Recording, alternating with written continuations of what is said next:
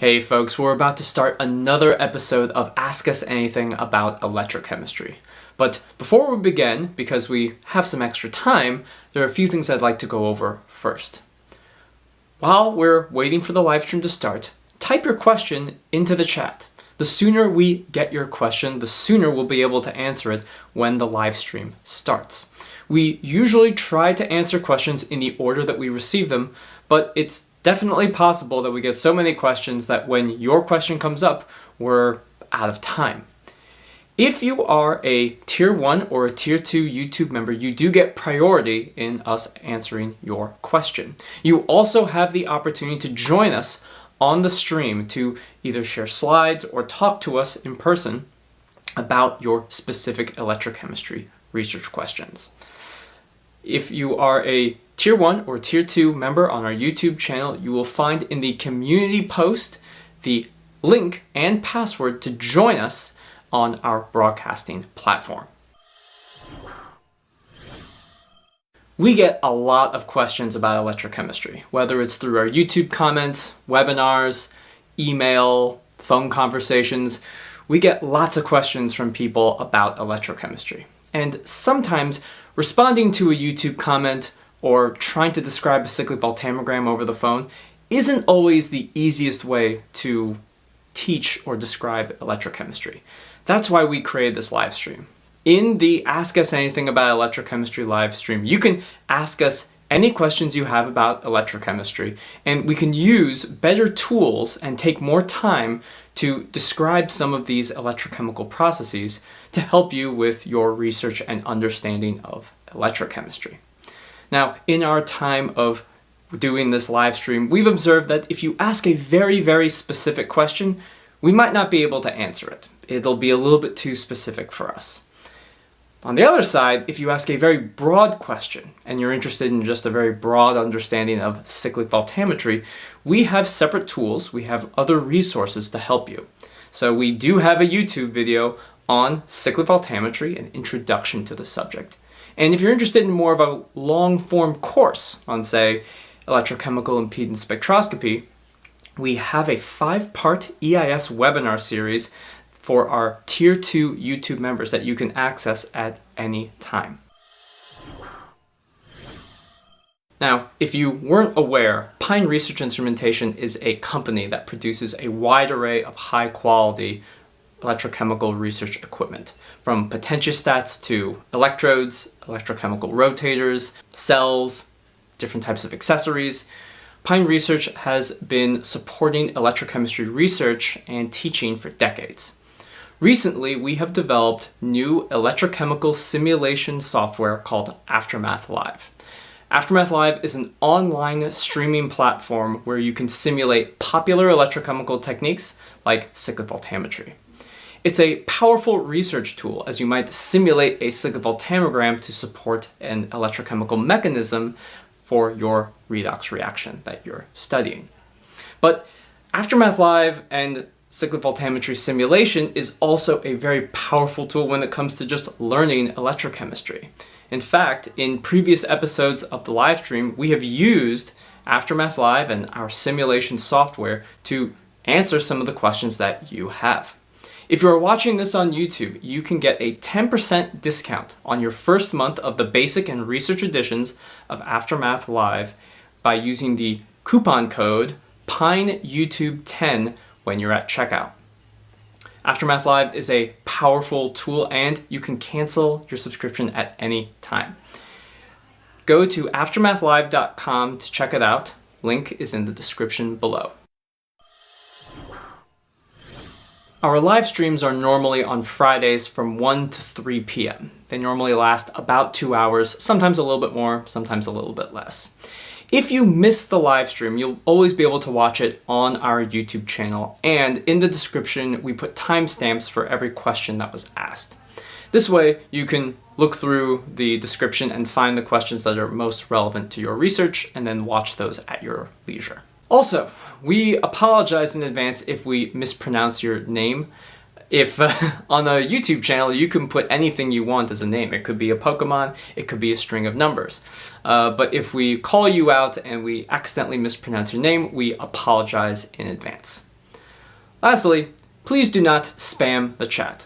We've had numerous instances of people either talking about inappropriate things or constantly filling the chat up with some kind of spam. We will remove you if you do that. Let's keep the chat very clean and just talk about electrochemistry. Sometimes it takes a while before we're able to answer your question. So if you keep typing your question into the chat and spam the chat, then we will remove you from the chat. But if it's been a while and we may have forgotten about your question, one message as a gentle reminder is all that's required. All right, I think that's all of the housekeeping things. Now, let's start the live stream.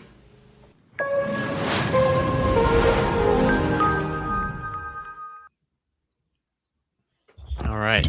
Hello. Oh, it already broke. It already broke. We broke something. Yeah, it's a good way to start the stream. Don't worry, it's just a pop filter. It's fine. But it's broken. Was it even working in the first place? These things, yeah, they're tricky. Mine is constantly like torqued at a weird angle where I feel like it's also already broken. Yeah. But I try never to mess with it, which I'm about to do right now because it always feels like it's on the verge of breaking. But either way, hello and welcome everybody to another episode.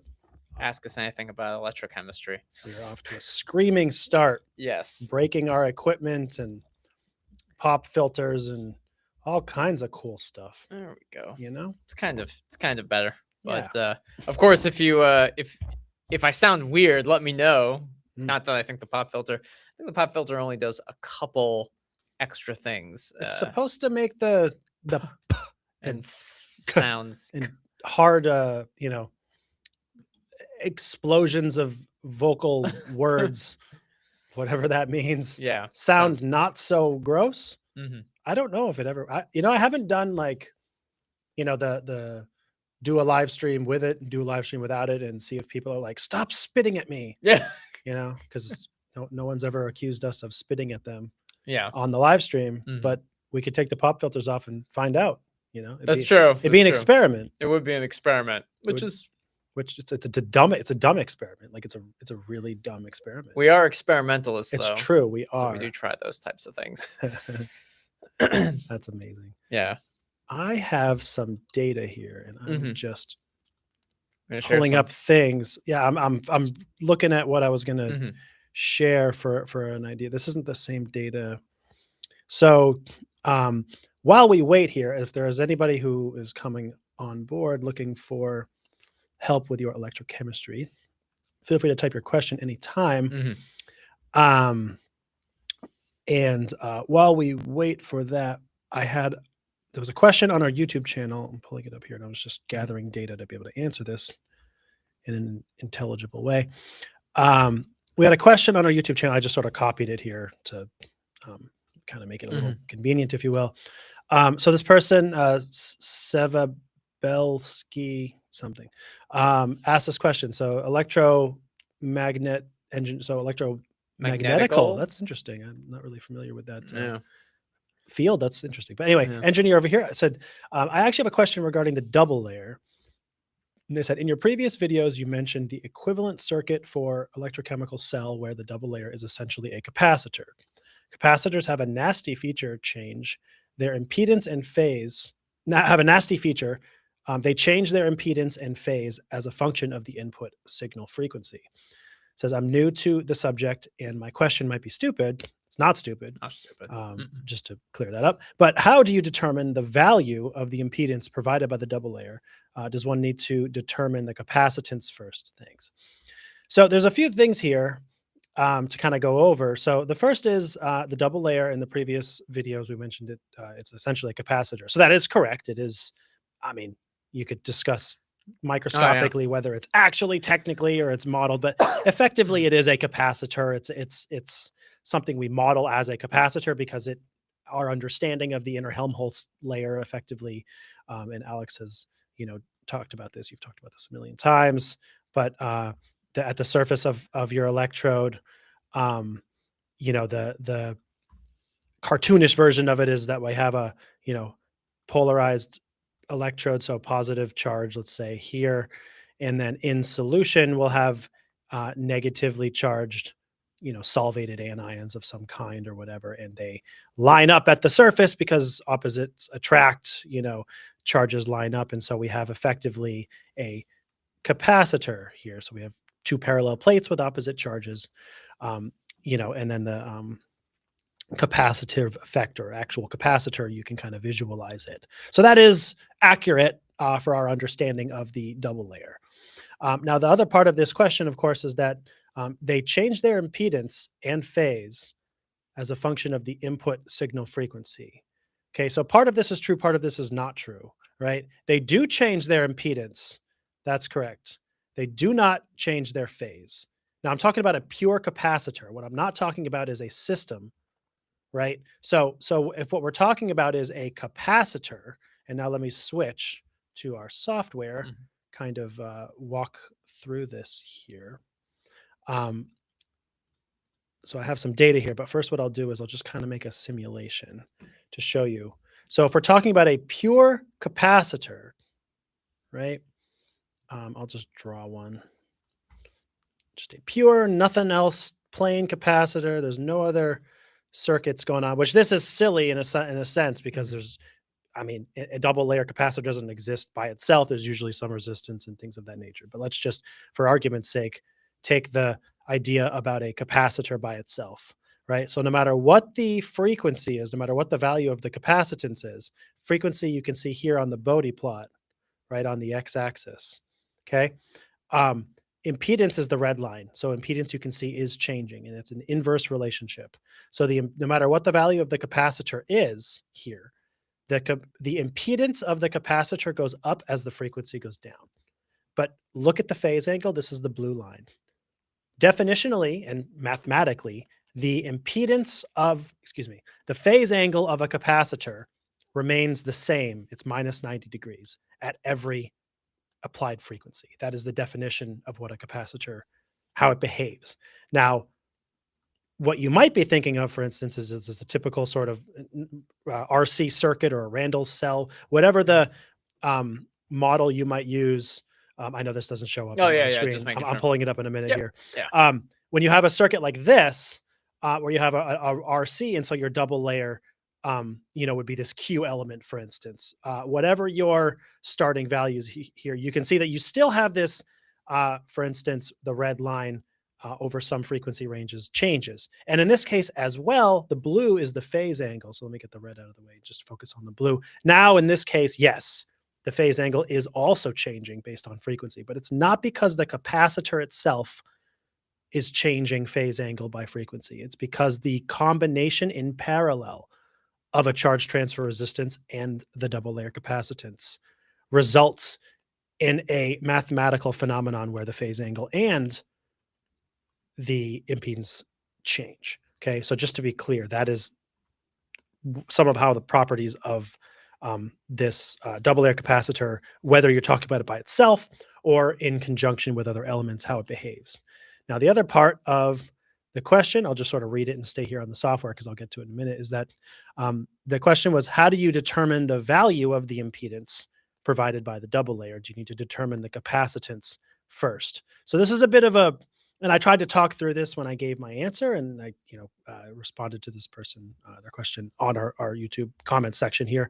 The question, I think, is perhaps, again, it's if you're new to impedance, it's reasonable. But the way that it's being asked, I think, was perhaps confused in a way, which is that, how do you determine the value of the impedance? Well, the impedance, as you already acknowledged, is changing, right? How do you determine the impedance? Well, the magnitude of the impedance is changing by frequency. So that's just what you're measuring when you're doing your impedance experiment, is how the impedance changes as a function of frequency. It's like you don't calculate the capacitance first to determine the impedance. It's the other way around. You measure the impedance, and then you can determine the capacitance by doing circuit fitting. And so I'll do a quick kind of circuit fit on this. I don't know. This is some example data set, I guess, I did some time ago. So hopefully the data looks reasonable. We're going to find out in real time. let's see, what do I even fit this with? I guess it's probably 2 semicircles is fine. Yeah, it looks like there's 2 semicircles. Yeah, just based the on second these one you could humps. probably argue would be a maybe Yeah. a diffusional, but I'm just going to go with this. And I'm going to ignore the first bit of the data because there's like artifact at high frequency. The second semicircle is going to be a bit wonky, but you see a first semicircle and then you have another one. So let's just get rid of some data that I kind of don't care about, probably up to about till it minimizes, something like that. Let's get rid of this data. High frequency artifact can get out of here. I'm going to lock my alphas at 1, do a fit, unlock them, get my final fit. Not bad. Oh, that's very good. Fits pretty well.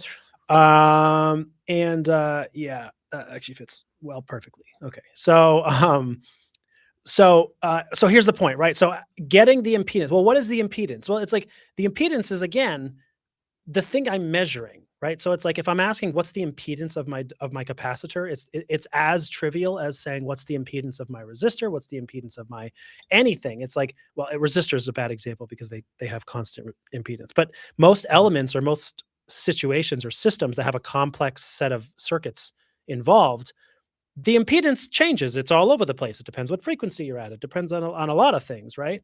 So with this case here, what we're looking at is with the circuit fit, the double layer would be either of these. I'm not going to go into too much of which circuit, which semicircle is which. There's some discussion about like, well, is the double layer combined with the first one or the second one? The values of these capacitors here are pretty close. I'll take the one that's a little more ideal. Let's just say, for example, this is 36 microfarads. It's roughly, that's what that is. Okay. So the other point to make about this was that it was sort of asking, what's the capacitance value? And this is just kind of, I don't know, information for good measure, I guess I would say. You'll find varying values in the literature, and you'll find varying values if you, for example, are measuring some capacitances yourself.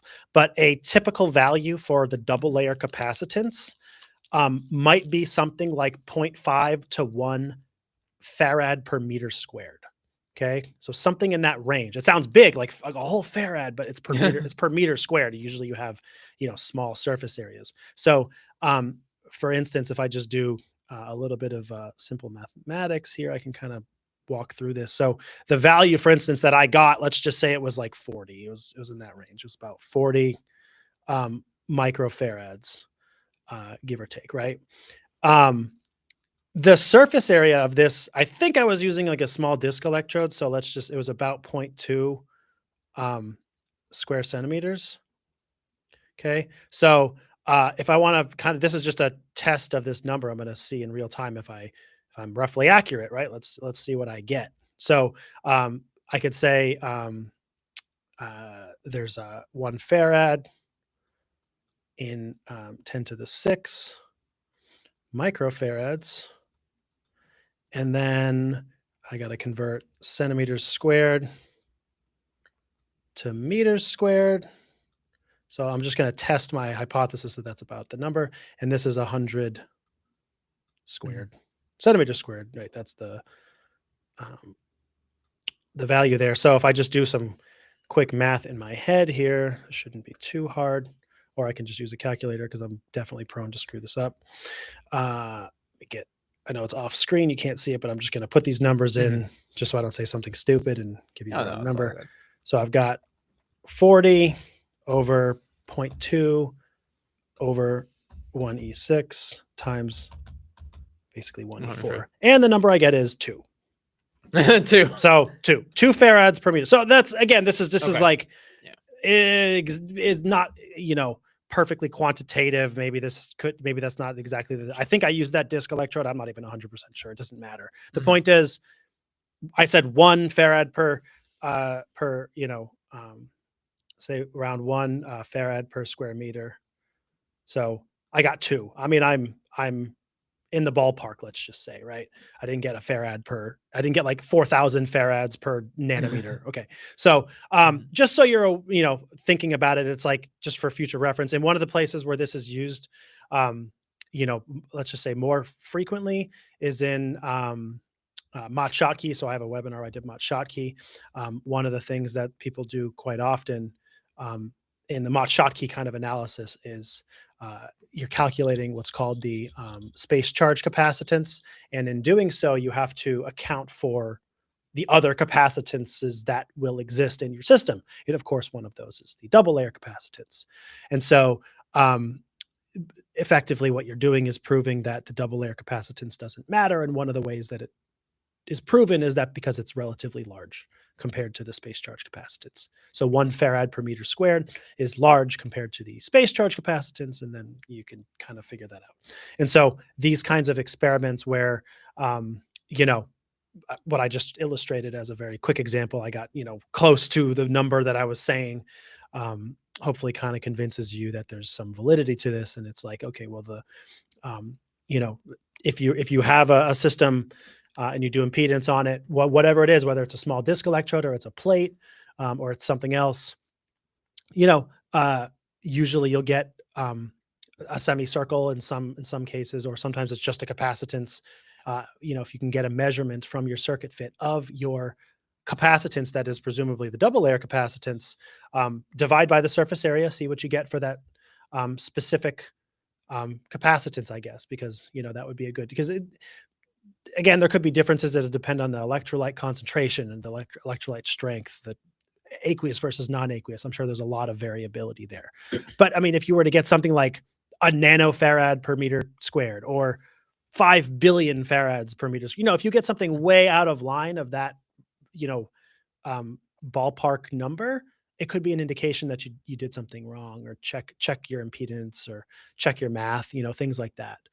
I like to kind of keep that number in my head a lot of the times to just sort of use it as a sanity check. Like, why is my double layer capacitance so large? Something might have gone wrong with my impedance experiment, or I'm applying the wrong capacitance. Like, it's, this isn't the double layer. This is something else. It's the supercapacitor. It's, that's maybe also double layer, but hopefully you understand what I'm trying to say here. So I hope that kind of clears that up. And yeah, thank you for the question. I was surprised you didn't just show her the equation for the impedance of a pure capacitor, 1 over j omega c. And then, because part of her question was also like, if you have the impedance, how do you determine the capacitance? But if you have the capacitance, how do you determine the impedance? And it's like, if you have the capacitance, well, that's a good point. You can then just be like, the equation for the capacitance or for the impedance is z equals 1 over j omega c. And so if you have, because you can also determine the capacitance other values or something. It's true. You're right. I was sort of taking it from a practical approach, if you will. Yeah, most of the time people have that. Right. It's from a circuit fitting thing. You're exactly right, though. Yeah, there is a case to be made, for instance, the other way. So I think my answer, it still works. It's very valid. It's true, though. You make a good point, because I think my answer was sort of assuming a pathway that might be common, but it's certainly possible you could have the other direction, which is to say, instead of I'm measuring the impedance, I have the capacitance, and I'm trying to figure out what the impedance might be. And so this is the equation for the impedance of a capacitor, right?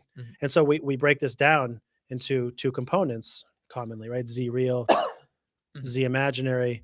And I guess you'd say 3 components. You could have the impedance magnitude. Yeah. Right. So the impedance magnitude is actually quite easy. It's just 1 over omega c, because the j basically goes away from a squared kind of perspective. But Z real, well, it's a whole big fat 0. Yeah. And Zi is minus 1 over omega c. Okay. So this is where you could answer that question. So if you know C, for example, if you have another method, or you measured C maybe from cyclic voltammetry or some other DC method, yeah, absolutely. Then you could say, okay, well, the J kind of gets in the way. You might be sort of confused, like, well, what do I say? That's the impedance. It's like, well, this is the complex impedance, let's say, the total expression. So I can always say, okay, well, if I know the capacitance, I can say one thing, whether I know the capacitance or not. Actually, the real impedance is 0. And then if I know the capacitance, I could just at whatever frequency that I'm applying, I can quickly inform what the imaginary component of the impedance is, as well as the impedance magnitude. Of course, these are basically the same value, just one of them is minus.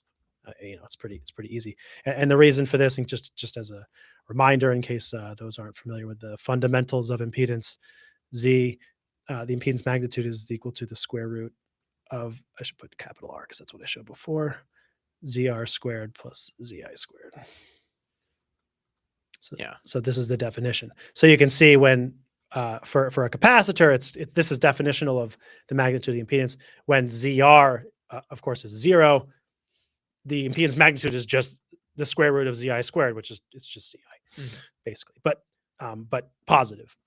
We sort of ignore the negative root. So for a capacitor, it's relatively simple. But you're exactly right. This is a case where I could work out for myself if I know the capacitance.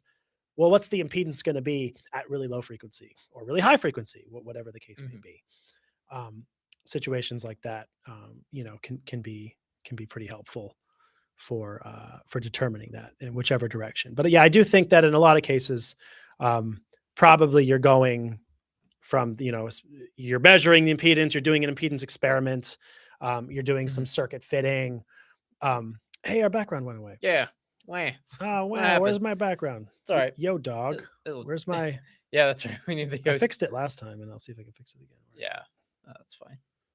Yeah, I think, it required, like, turning the video I had to, on like, off or something. I had to, like turn that. off. Yeah. I'm not sure what's going on. Let's see. Yeah, that's okay. Still waiting. Although, if there are no questions, then there are no questions, and that's okay. That is... There was a topic that came up earlier this week that I think might be helpful for people to look at, and I'm gonna share my screen. Don't mind me playing around with things as I try to fix the background. Yeah, you share whatever you want. I'm gonna get this back fixed. Yeah. So one thing that somebody was asking, it was a question, and basically the person was doing cyclic voltammetry experiments, and they really had questions about the open circuit potential, OCP. And they were just like, hey, I've been told I need to figure out what the OCP is before doing cyclic voltammetry. And so it's like, why? Why do people do open circuit potential before doing a CV experiment? And what useful information does it have? And so for those who don't know, the open circuit potential is really in your electrochemical system. You have you have some solution, and let's just say, for all intents and purposes, you have your reference electrode in a 3-electrode cell. So this is ref, and then we have a voltmeter here, and then we have our working electrode.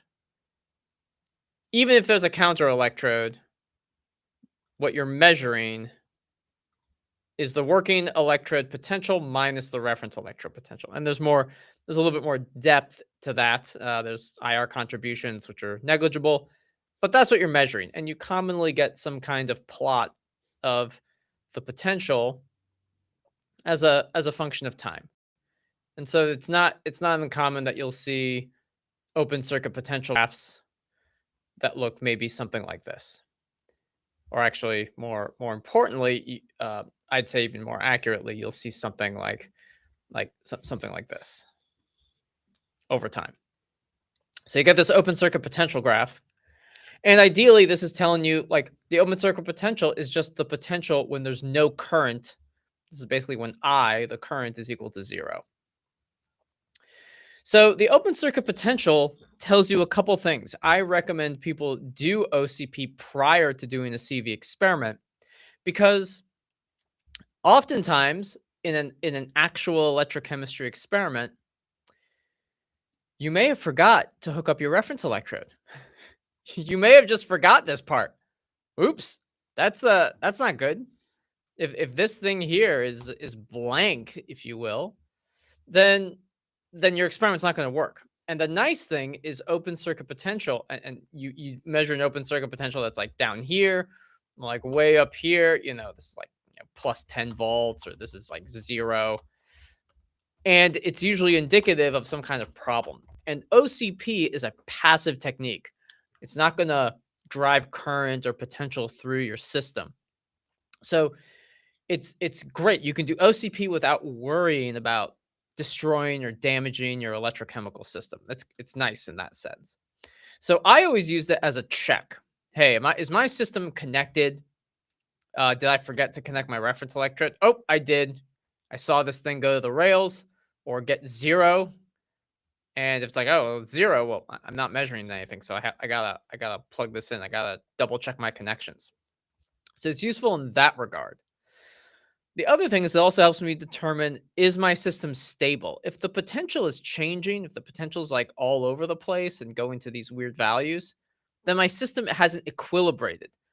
It's going to be very hard to do electrochemistry experiments if the actual system itself, what's happening at the working electrode, is kind of not contained, if you will.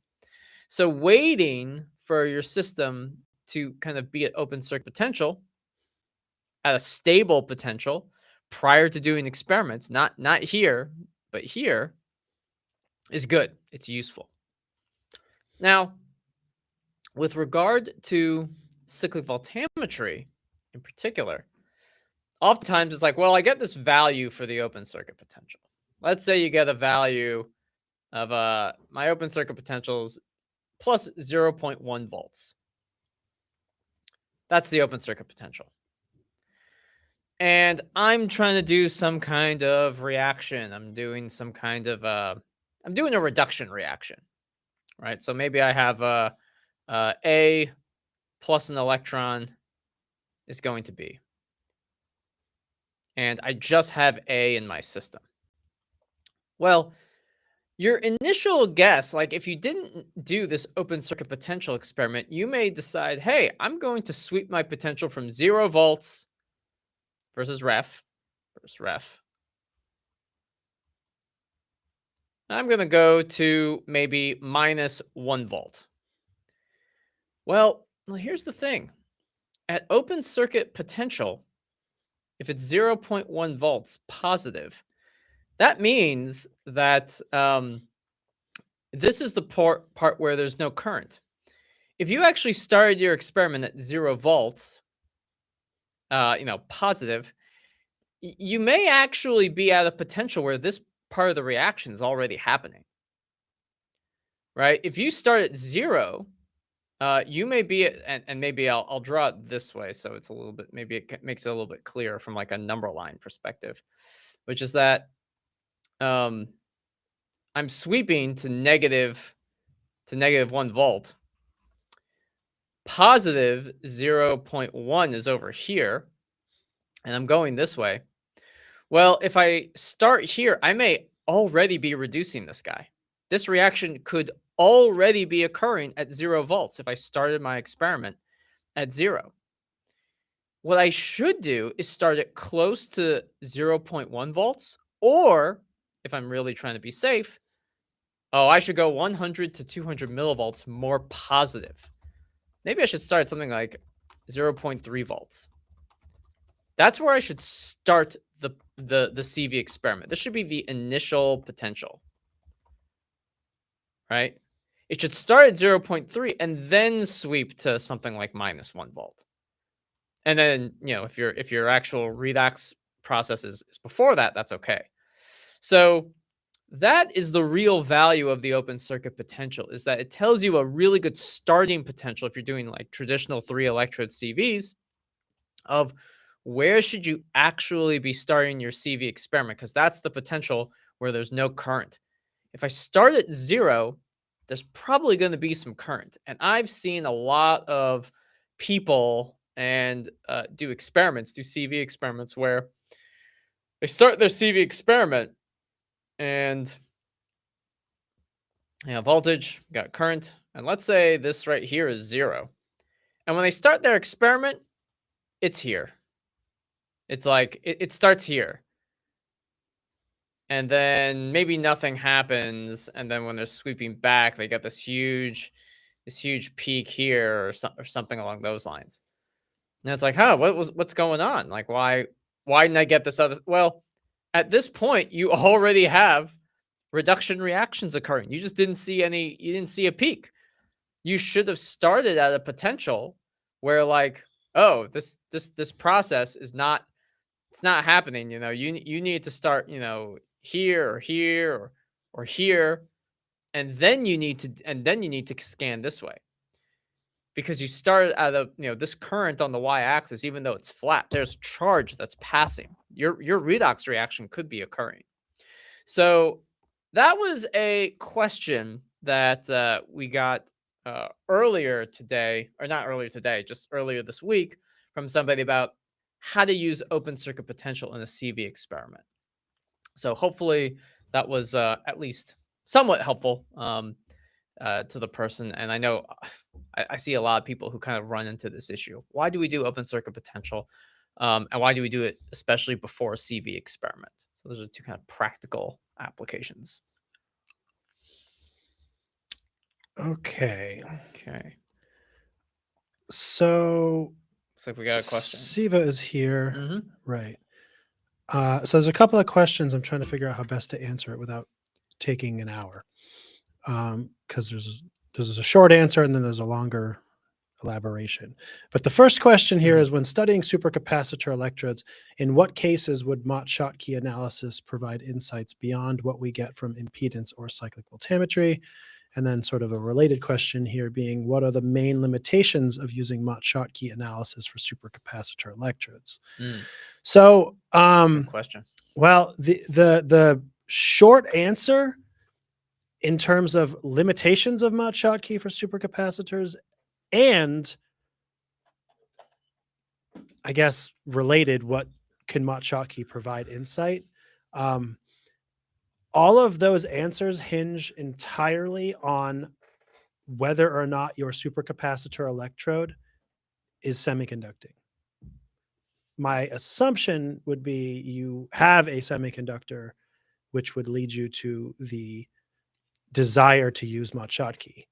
To be clear, Mott-Schottky is useless if you do not have a semiconductor, because the fundamental principles behind how Mott-Schottky works and what the analysis requires are based on having a semiconductor that has what's called a space charge region, essentially. Okay, so I'm not gonna like go over my entire webinar. I'm trying to maybe find a few slides that I can I can go through.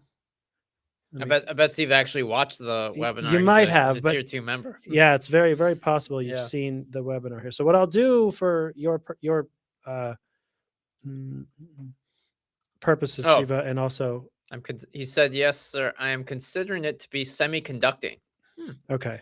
Well, then for other people's edification, perhaps you'll humor me while I just give a couple of slides for those who also might have semiconductors or supercapacitors and having the same question. I'll just do this first. This is just kind of the first slide, I guess, from my Mott-Schottky webinar. So as the first sort of question of, can I do Mott-Schottky on my superconductor? It requires it to be a semiconductor. And so the classification, of course, would be between conductors, insulators, and semiconductors. And I think in a lot of cases, the reason why I hesitated is because I think in a lot of cases, supercapacitors and superconductors are likely conductors, right? And so this is where we have a valence band and a conduction band. And depending on the gap between them energetically, we classify the materials, right? So when there's no band gap, electrons can move freely. This is a conductor. This is how a conductor works. There's either no band gap or there's even an overlap. And basically it takes almost no energy. You can effectively think of it that way, to get an electron to move around freely in the lattice of the material. This is like copper and silver and just carbon and metals, right? Or things that act like metals. Carbon's not really a metal. I'm cheating. But effectively, electrons can just kind of hop in and out of wherever they are, move around. Hence they conduct electricity very, very easily. If there's a really big energy barrier between the valence and conduction bands, electrons can't move. That's an insulator. That's obviously not relevant here. But what you're saying, of course, is that this is a semiconductor. And so with heat, which is typically room temperature, electrons can move, but there is still an energy band gap between the valence and conduction bands. And so what you're saying effectively is that your supercapacitor material has a band gap. You're considering it to be a semiconductor. Okay, so back to basically the question at hand. Let me try to kind of refocus here, just to be clear about that. And so limitations, right? The limitations, so some of the limitations, let me just sort of think through them, can be if you, what it sounds like you say you're considering it to be semiconducting. So what you might be in a situation of, let's just say, is having a pretty novel material. I'm just guessing here, but based on your wording, could be the case. If you're working on a very novel material for which maybe there isn't a lot of knowledge in the literature for various properties, for instance.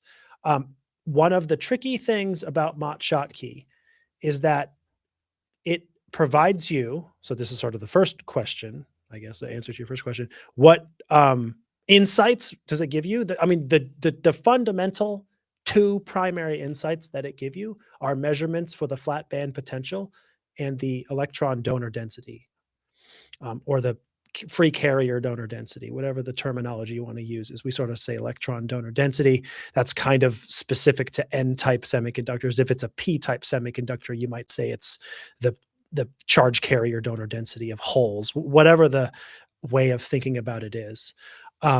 Nevertheless, those are the two kinds of, let's say, analyses or insights that a Mott-Schottky measurement can give you. Fundamentally, the limitations are that to get a measurement of both the electron donor density and the flat band potential, you must be at an applied potential that is substantially far away from the flat band potential. So we have a bit of what we call a catch-22.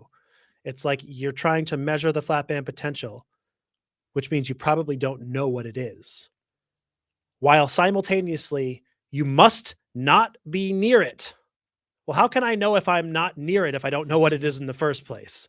Right? It creates a bit of a tricky situation. So the reality here is that it's called the flat band potential because the bands, the valence and conduction bands that I just showed, those are flat, right? Only when those bands bend because of an applied potential in one direction or the other, depending on whether it's N or P type, only when those bands bend do we end up with a distribution of charge within the electrode of interest. That distribution of charge manifests as a capacitance. And because the thickness of that charge distribution is relatively large compared to the inner Helmholtz plane, which is very small, even for a supercapacitor, actually, especially for a supercapacitor, I would say, because one of the things that's also critical for Mott-Schottky that I would say is almost the opposite for, let's say, insights. You're at an advantage here because in a typical experiment, one of the reasons Mott-Schottky works is because we make the assumption, it's similar to what I discussed at the very beginning of this live stream, which is that we, have, let's say, 1 to 2 farads per square meter is the double layer, the inner Helmholtz plane, the double layer capacitance, right? We need that value to be large because the smaller, thicker capacitance of the space charge region from that band bending inside the material, that creates a small capacitance.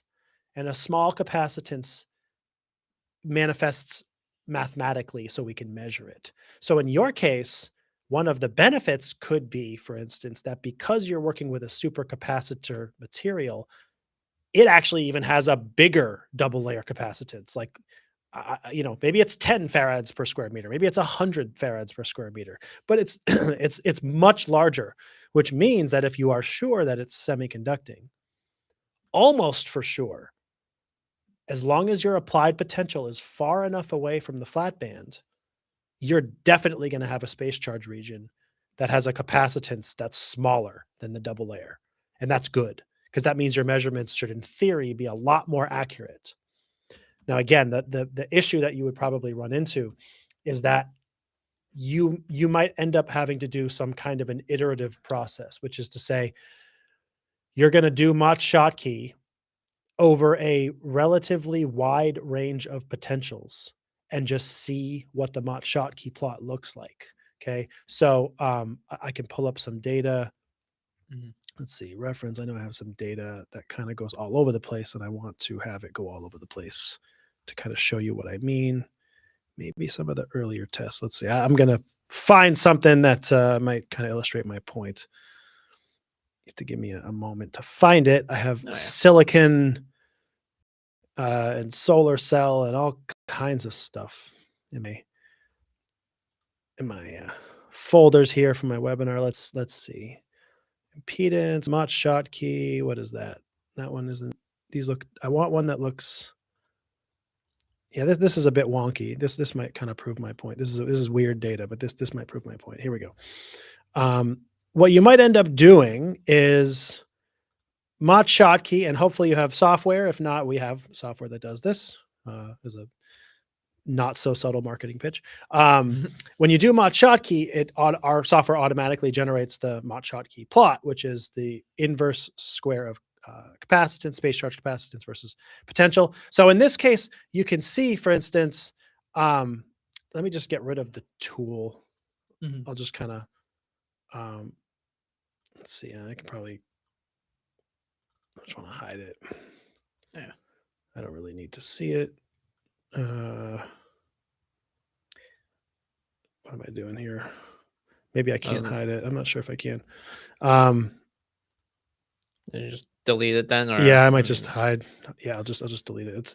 It's kind of getting in the way. I don't care if it's there or not. I just wanted to show you the values are not important. The point here that I wanted to show you is that with a Mott-Schottky plot, you sort of have this, like, you're looking for a positive or a negative slope depending on whether you, in theory, know something about your electrode, if it's N-type or P-type, and it's the opposite. You can kind of use a rule of thumb. So, for instance, I'll just put a baseline to kind of show you, but don't worry too much about the numbers. They don't mean anything.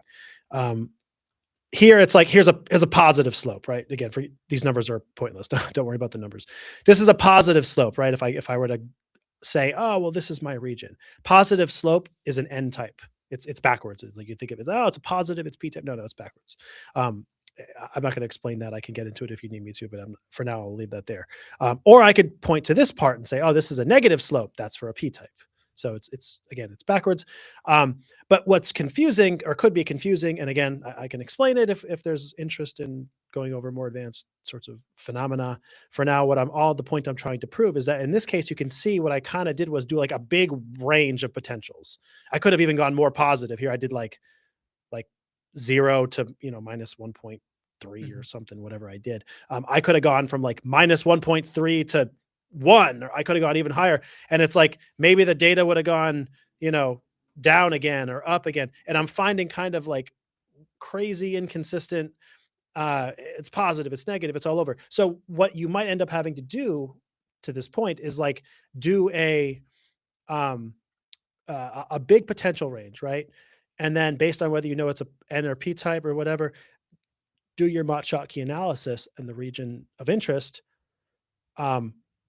get an estimate for the electron donor density, flat band potential, things like that, and then either use the analysis in the appropriate place or redo your experiment with some guess, knowledge, measurement of the flat band potential to make sure you are in the right direction of applied potential compared to flat band potential, right? And so again, I'm assuming that you have watched or can watch on our YouTube channel my Mott-Schottky webinar. I kind of talk through this basically, right? If it's an N or P type semiconductor, you want to likely move the potential in one direction or the other, which adjusts the Fermi level and creates the band bending that you want.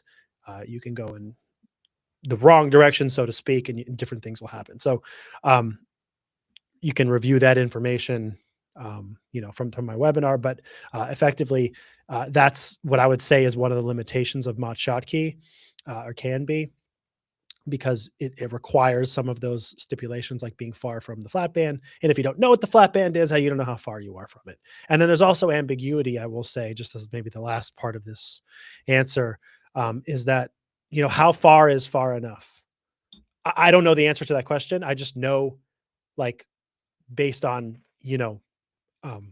what I just mentioned and sort of as a theoretical, you know, answer to how Mott-Schottky works, that you have to be far from the flat band potential for the bands to bend. But honestly, it's not something that I know with 100% authority. Like, oh, is 200 millivolts enough? Is 700 millivolts enough? Is that too far? I don't know the answer exactly to that question. I'll be honest. That there might be a way to kind of calculate that. There might be a way to experimentally kind of assume that. But generally speaking, knowing where your flat band is and knowing which direction you want to be with respect to it is a good start. So, in many cases, if you're working with some semiconductor that there's a lot of publications for, you're in good shape because you can assume, oh, well, they reported the flat band is minus 1.5 volts. Okay, great. And because it's an N or a P type, I know I have to be at a positive potential, so I lower the Fermi level, blah, blah, blah. Whatever the case may be, right, an N-type semiconductor, I can be at a positive potential of that, and I know that I'm good. I'm getting my Mott-Schottky data. So I hope that kind of helps you, at least talking through some of those things. And like I said, the webinar from which I just showed a couple of those slides, goes into a lot of detail, obviously in all of the cases and band bending and electron donating and flat banding and all the things. what? Mott-Schottky, impedancing. I thought you were also going to mention. Well, I don't know. There's one thing about Mott-Schottky that I found interesting. Everywhere I read about it, it's like people add they'll sometimes add a redox couple into their electrochemical cell, as a way of kind of pegging the potential of your system. So it won't be at the flat band, sort of say. But the redox couple will kind of shift the open circuit potential to the potential of that redox couple. So you add like a ferrocenium mixture, and you know that, like, oh, at open circuit potential, it's here. And then you can start, it's then like, it's almost like a way of adding a known reference thing to your electrochemical system that you can then, like, because you'll have your reference electrode, you'll then do another thing. And you'll have your reference electrode, and you'll have your semiconductor, which is all, somewhere like at open circuit potential, but you have no idea, like, if it's in a bent configuration, a flat band configuration.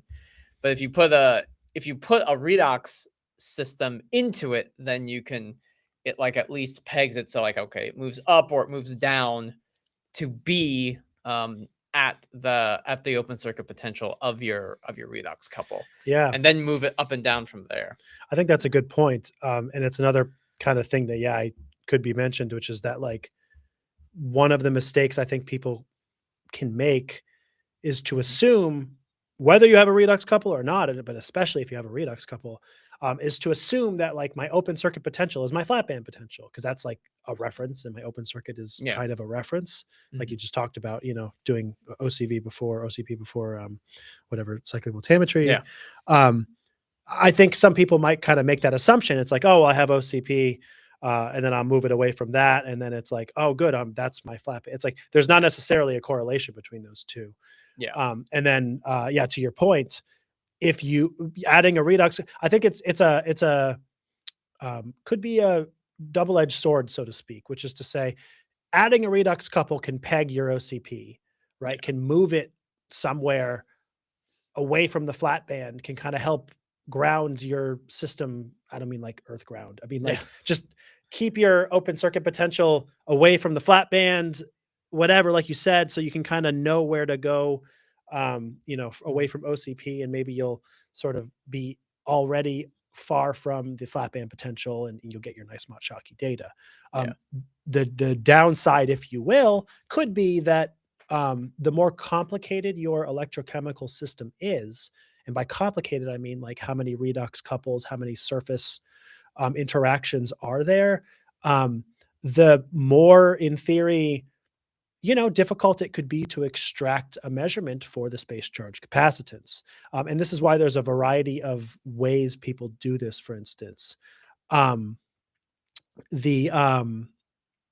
for instance, software programs, ours included, have ways of doing this. You can sort of read off the Bode plot, a slope to get a measurement of the capacitance. You can do a single point, single frequency measurement to get an estimate of the capacitance.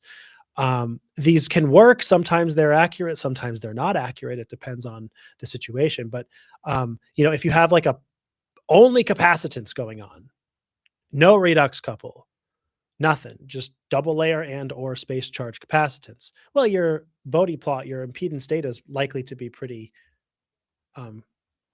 boring, looking like just a capacitor. So in theory, that could be better for measuring the space charge capacitance.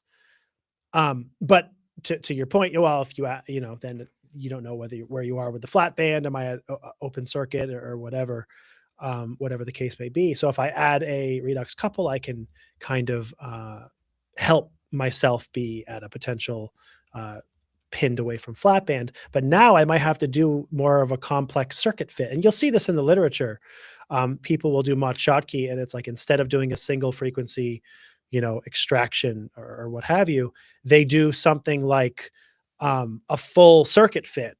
Sometimes with like 6-7 circuit elements, it can get kind of crazy because they're working with a Faraday processes. They're working with multiple redox, but multiple capacitances. There might be multiple interfaces. So that's just the downside of doing this, is that you might end up having to do a pretty complex circuit fit with multiple resistors and capacitors, which can just first of all, it can take more time. It can be more difficult. It could also raise ambiguity if your circuit fit isn't perfect, if it's not consistent from test to test.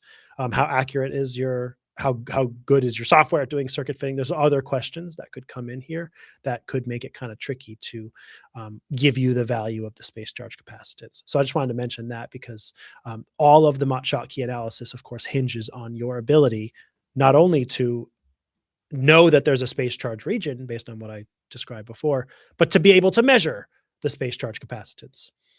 And if you can't do that because the system is quite complex, then you can't do your Mott-Schottky analysis. So, so I just thought I'd mention that. Okay. We got a question from Tarun. Tarun's asking how to know the value of electric power given volt and resistance. So if I'm getting your question correctly, I think it should be relatively straightforward. So I think the main thing, if you're given the main thing you need to know for this, there's really two equations or two relationships. So you're given the voltage and you're given the resistance. Well, the relationship between these two in a general electrical system is that is Ohm's law. V is equal to the current times the resistance. And so that's Ohm's law. All right. And then electric power is in it's in units of watts. Power. And that's in units of watts. And a watt is actually just a volt times it's voltage times resistance. So 1 volt times 1 amp will give Times you current, you mean? I think. Yeah. Sorry. You said resistance. I said resistance. Sorry, I meant current. You wrote the right thing. I wrote the right thing. Yeah, sorry, yeah, I said the wrong thing. And that gives you one watt. So that's simple. So if you just take the ratio of these, it gives you the current, and then you just take the current and the current and the voltage, multiply them together, and then you'll get the electrical power. That's it. Yeah, you'll just have to keep in mind whatever the units are. So if you have millivolts or milliamps, you keep that in mind, because it's 1 volt and 1 amp will give you 1 watt. So you may report it in milliwatts or watts or kilowatts or something like that. But if you're only given the voltage and the resistance, and you need to get electrical power in watts, this is what you have to do. So I guess it's V squared over R, basically, by this. Oh, by this, yeah, by having just those two units. by just having those two units, or V whatever squared those two. over R. Yeah. Yeah, so that's the way I think about it. There's nothing too crazy when given those two values. So there you have it, Tarun, and thanks. All right, that's good. Let's see. I guess while if we wait for any other questions to come in, a couple just general announcements, things to keep in mind. Right now we're based in North Carolina, and we're expecting a potential snowstorm, or a snowstorm this weekend. We should be back next week, but if you do have follow-up questions, or you see that the live stream hasn't updated, It's because we're frozen. yeah, that's basically all it is. And then so just keep that in mind. If you don't hear from us, it's like, oh no, we're just buried in some snow, just huddling and hibernating and stuff like that. Yes. This is very far in the future, but there will be the American Chemical Society meeting in late March. So if you are planning on attending that, another thing to keep in mind is to check the Pine Research website, as we do have upcoming webinars and workshops. Some of them have not been, the registration pages have not been created, but just internally, Neil and I and other people were talking about, what trade shows, what workshops are happening. And so I'm recommending that you just, keep an eye out for those things. And in particular, if you go to the Pine Research website, which I'll just do right now, right, just very quickly, you don't have to go to our website and just be like, oh, let me look, where do I have to go? Do I have to just click webinars or workshops? Nope. We have this what's new page here. And so for any new workshop or webinar, you just scroll a little bit and you'll see in the what's new, we'll populate that with whatever may be the workshop, webinar, or trade show, professional conference, whatever's happening.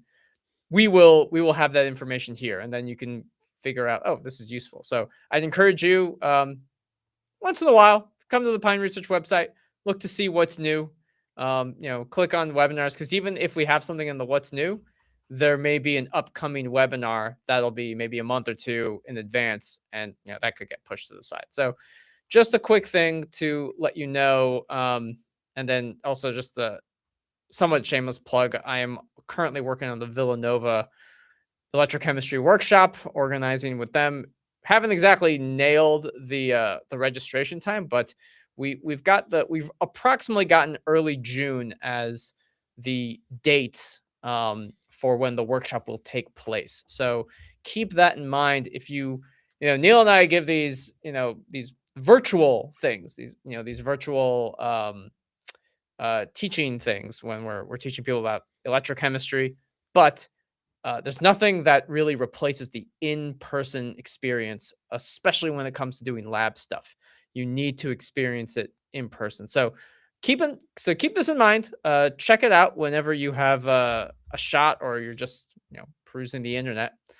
And yeah, we can just letting you know about upcoming things. There'll be more events in the future. Yeah, so.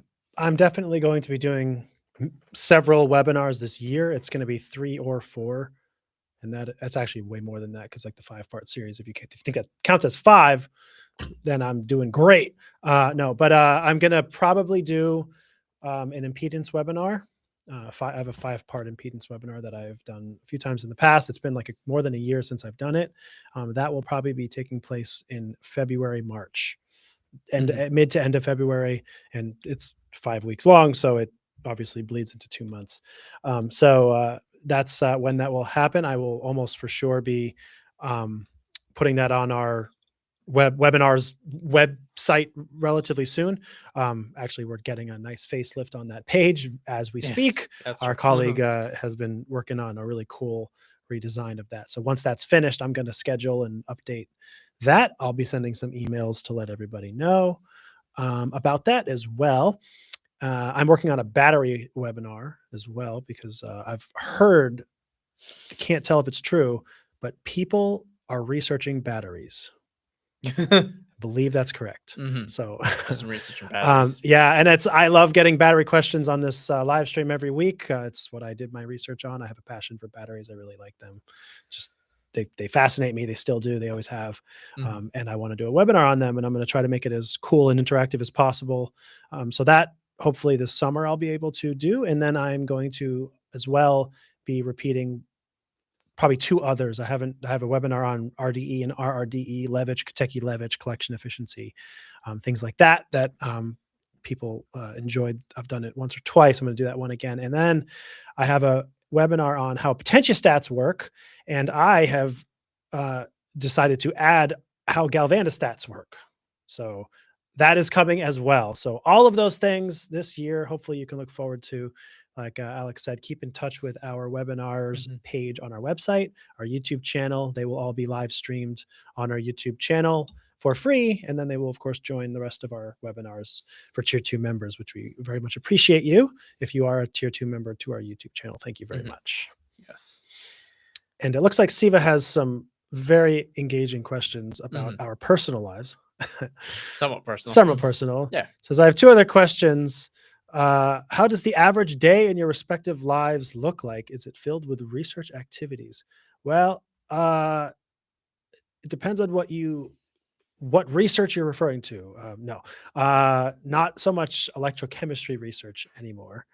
I don't know how in depth you want to answer this. I get up every morning at 5:45. I open my eyes to the possibilities of a brand new day. What was that guy? He like wakes up at 4 and has that like Saratoga like blue water thing, and he puts like banana. He like rubs a banana in his face. That's this. Oh, that crazy! Oh, I saw that. Yeah, there's this bizarre. He's like an influencer. I mean, he's clearly, there's always something funny about this.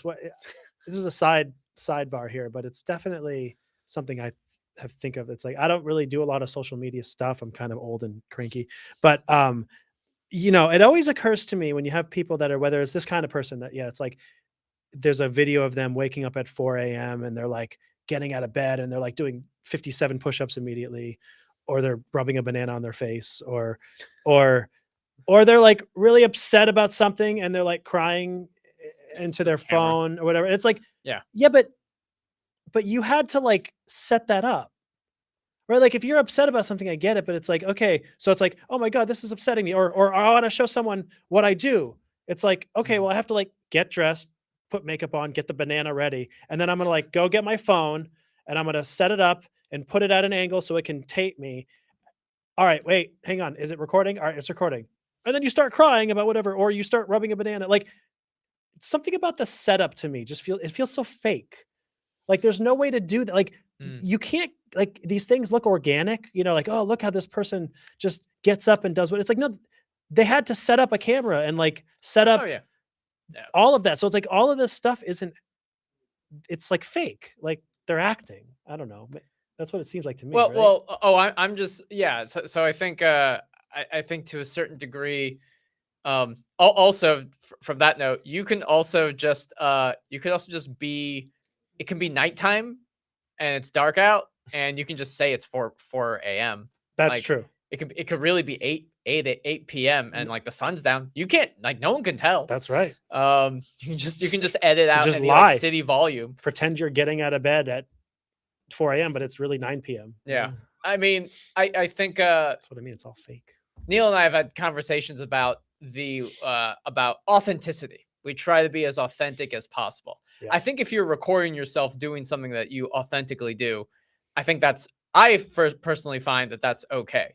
I'm like, well, because it's like everything reverts back to the meme. If you're a person who goes out for a run every morning and you record yourself running, if I see you next time and you're overweight and you're fat and just like, You just made that up, man. Yeah. But if you really do that, I think people like I don't know if people know, like David Goggins or something. Oh It's yeah, like that guy is insane. I'm pretty sure that guy's like legit. Like he does not need to post a social media video Right. to say that he runs. We know he runs. But if he did post a video of himself running, I would believe it I'd because believe it. he wrote a book about how he ran a marathon on a broken ankle. Yeah. So Yeah, that's right. that guy's insane. That guy's crazy. Yeah. But I believe it. You know, he may have had to set up a camera to like record himself breaking his ankle, but like but he broke his ankle. I'm going to record myself Still breaking my ankle. I think that's the thing about the whole, whether it's authentic or not. And I think you're right. I think there can be authenticity in this sort of thing where you like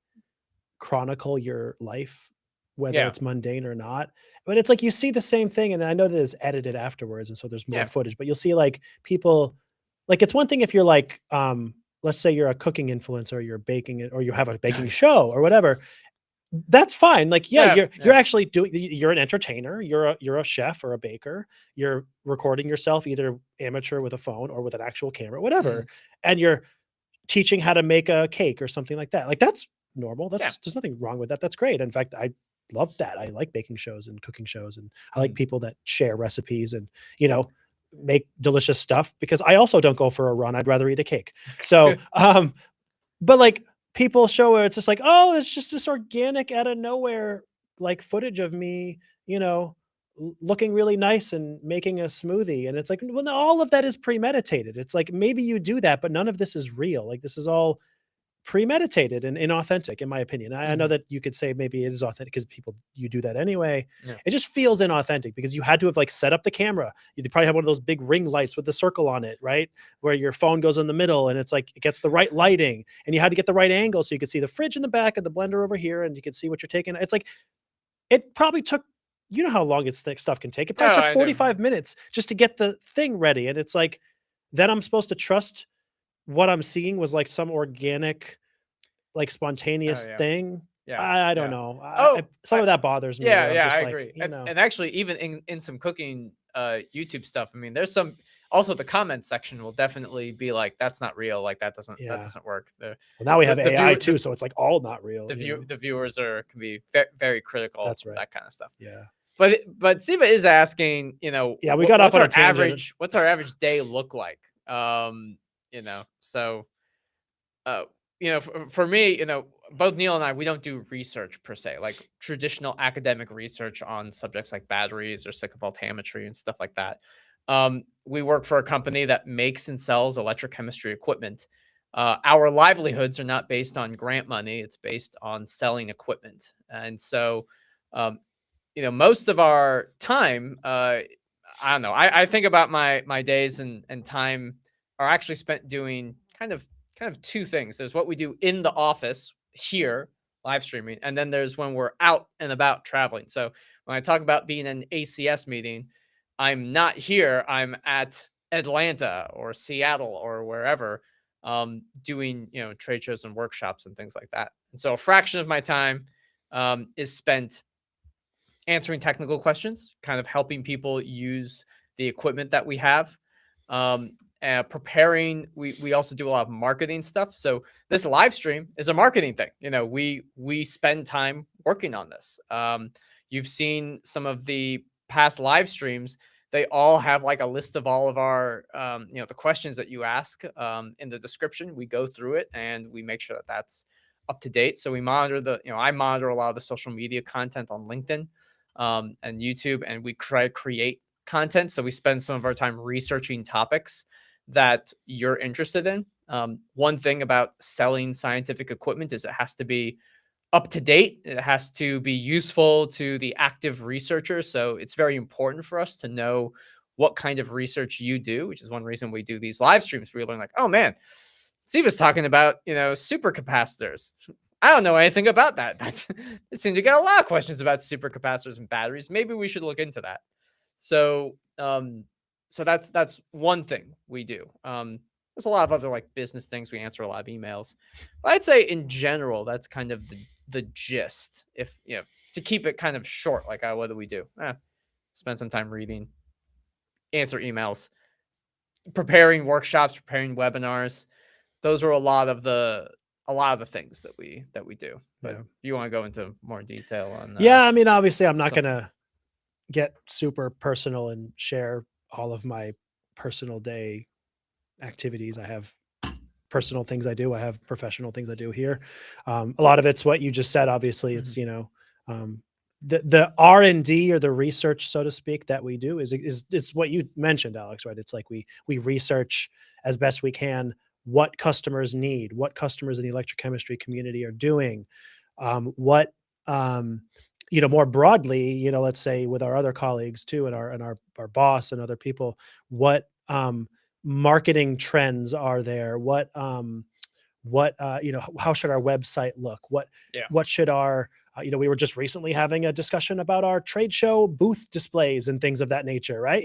So we have those discussions. We go to these trade shows and we have to bring the booth, the thing that goes, well, not this is a meme, this is a green screen. Yeah. But when we're at a trade show and you come up to our booth and you talk to us in person, there's a thing behind us that says Pine Research, and it has some images and it has words and it says we sell electrochemistry stuff.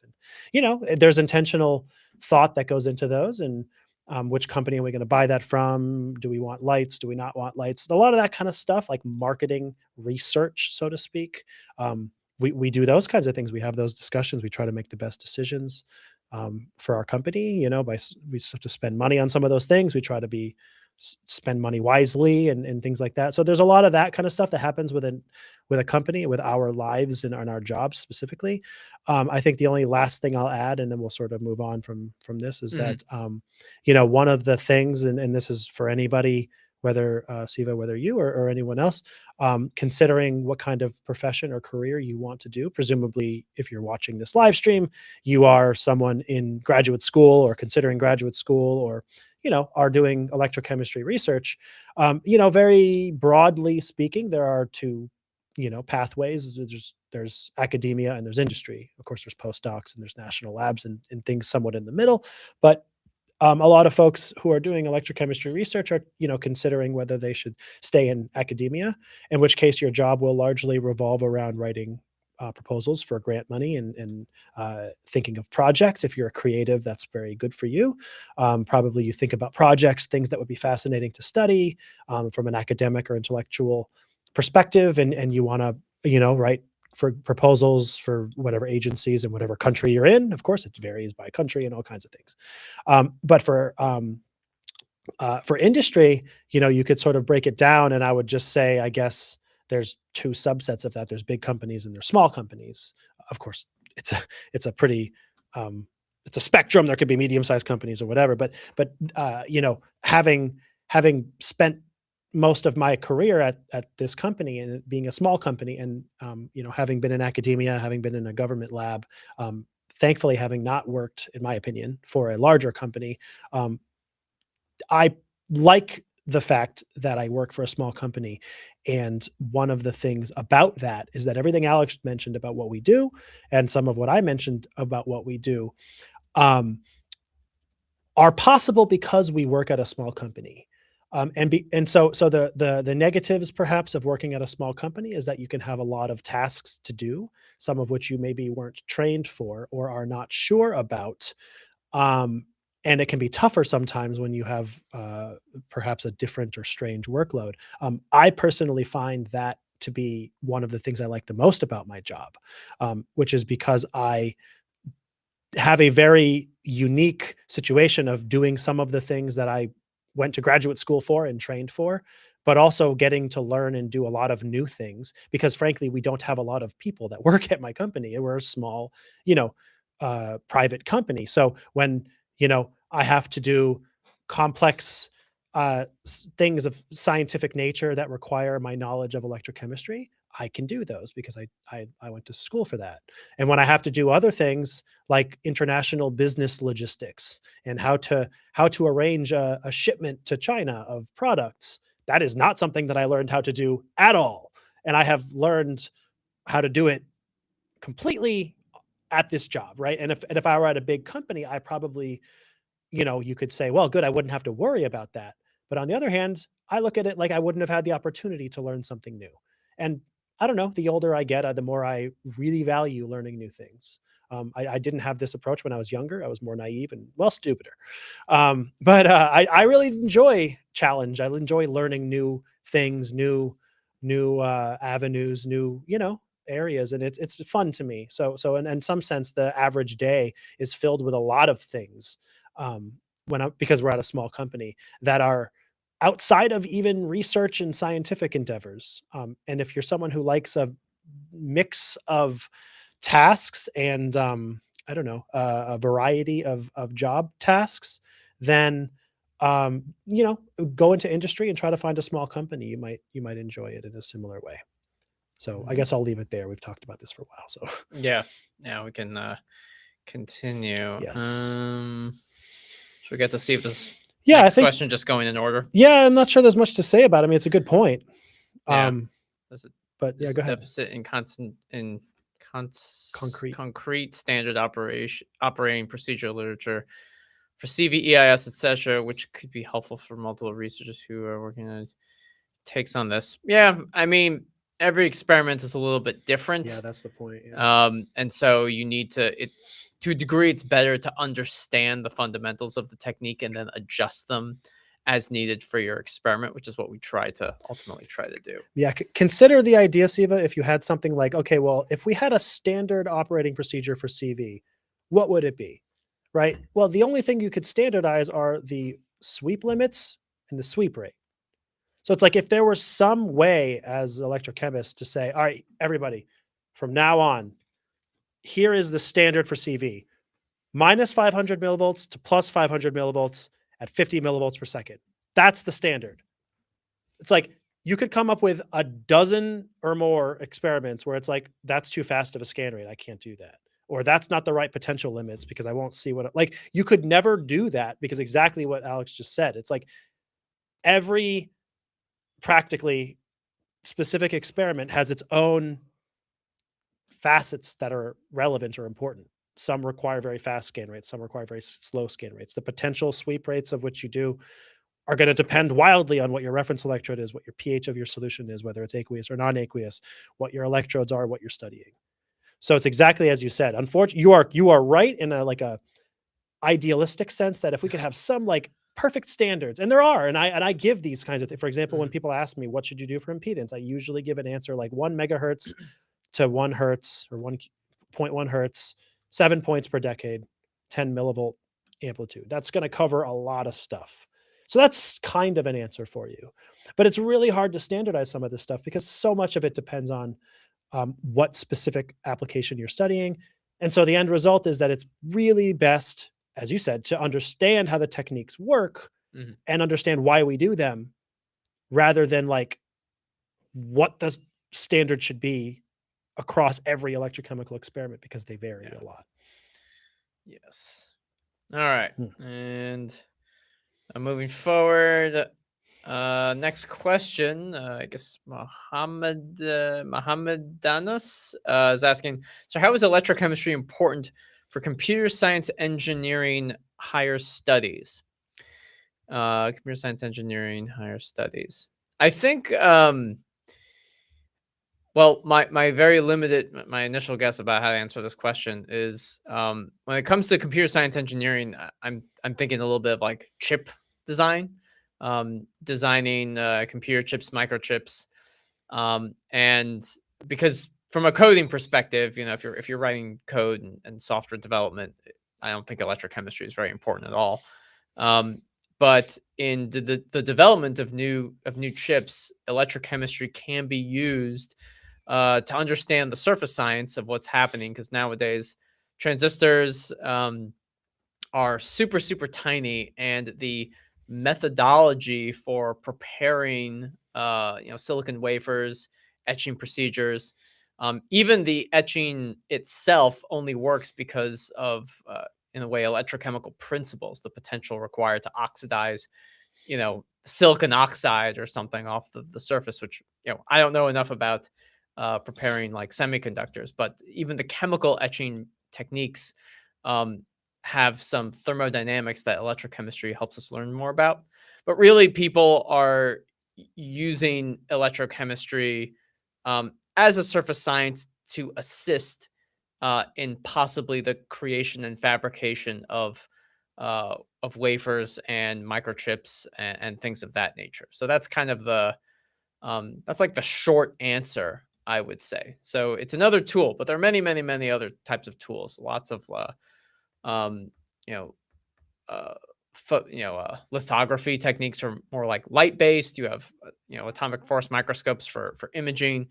Um, so there's a lot of ways to create these microchips and these transistors and stuff like that. I think electrochemistry is one such tool that people can use from an engineering perspective. So I've talked to the people at Lam Research. That's what they use. Oh, is that what they do? Yeah, they do. They make they're part of the semiconductor industry, which Oh, nice. I don't know enough. I don't know enough about how they use eChem for our stuff. So anyway, one of the I ways that I digress. know, because I have a friend, or had a friend years ago. It's been a while. Mhm.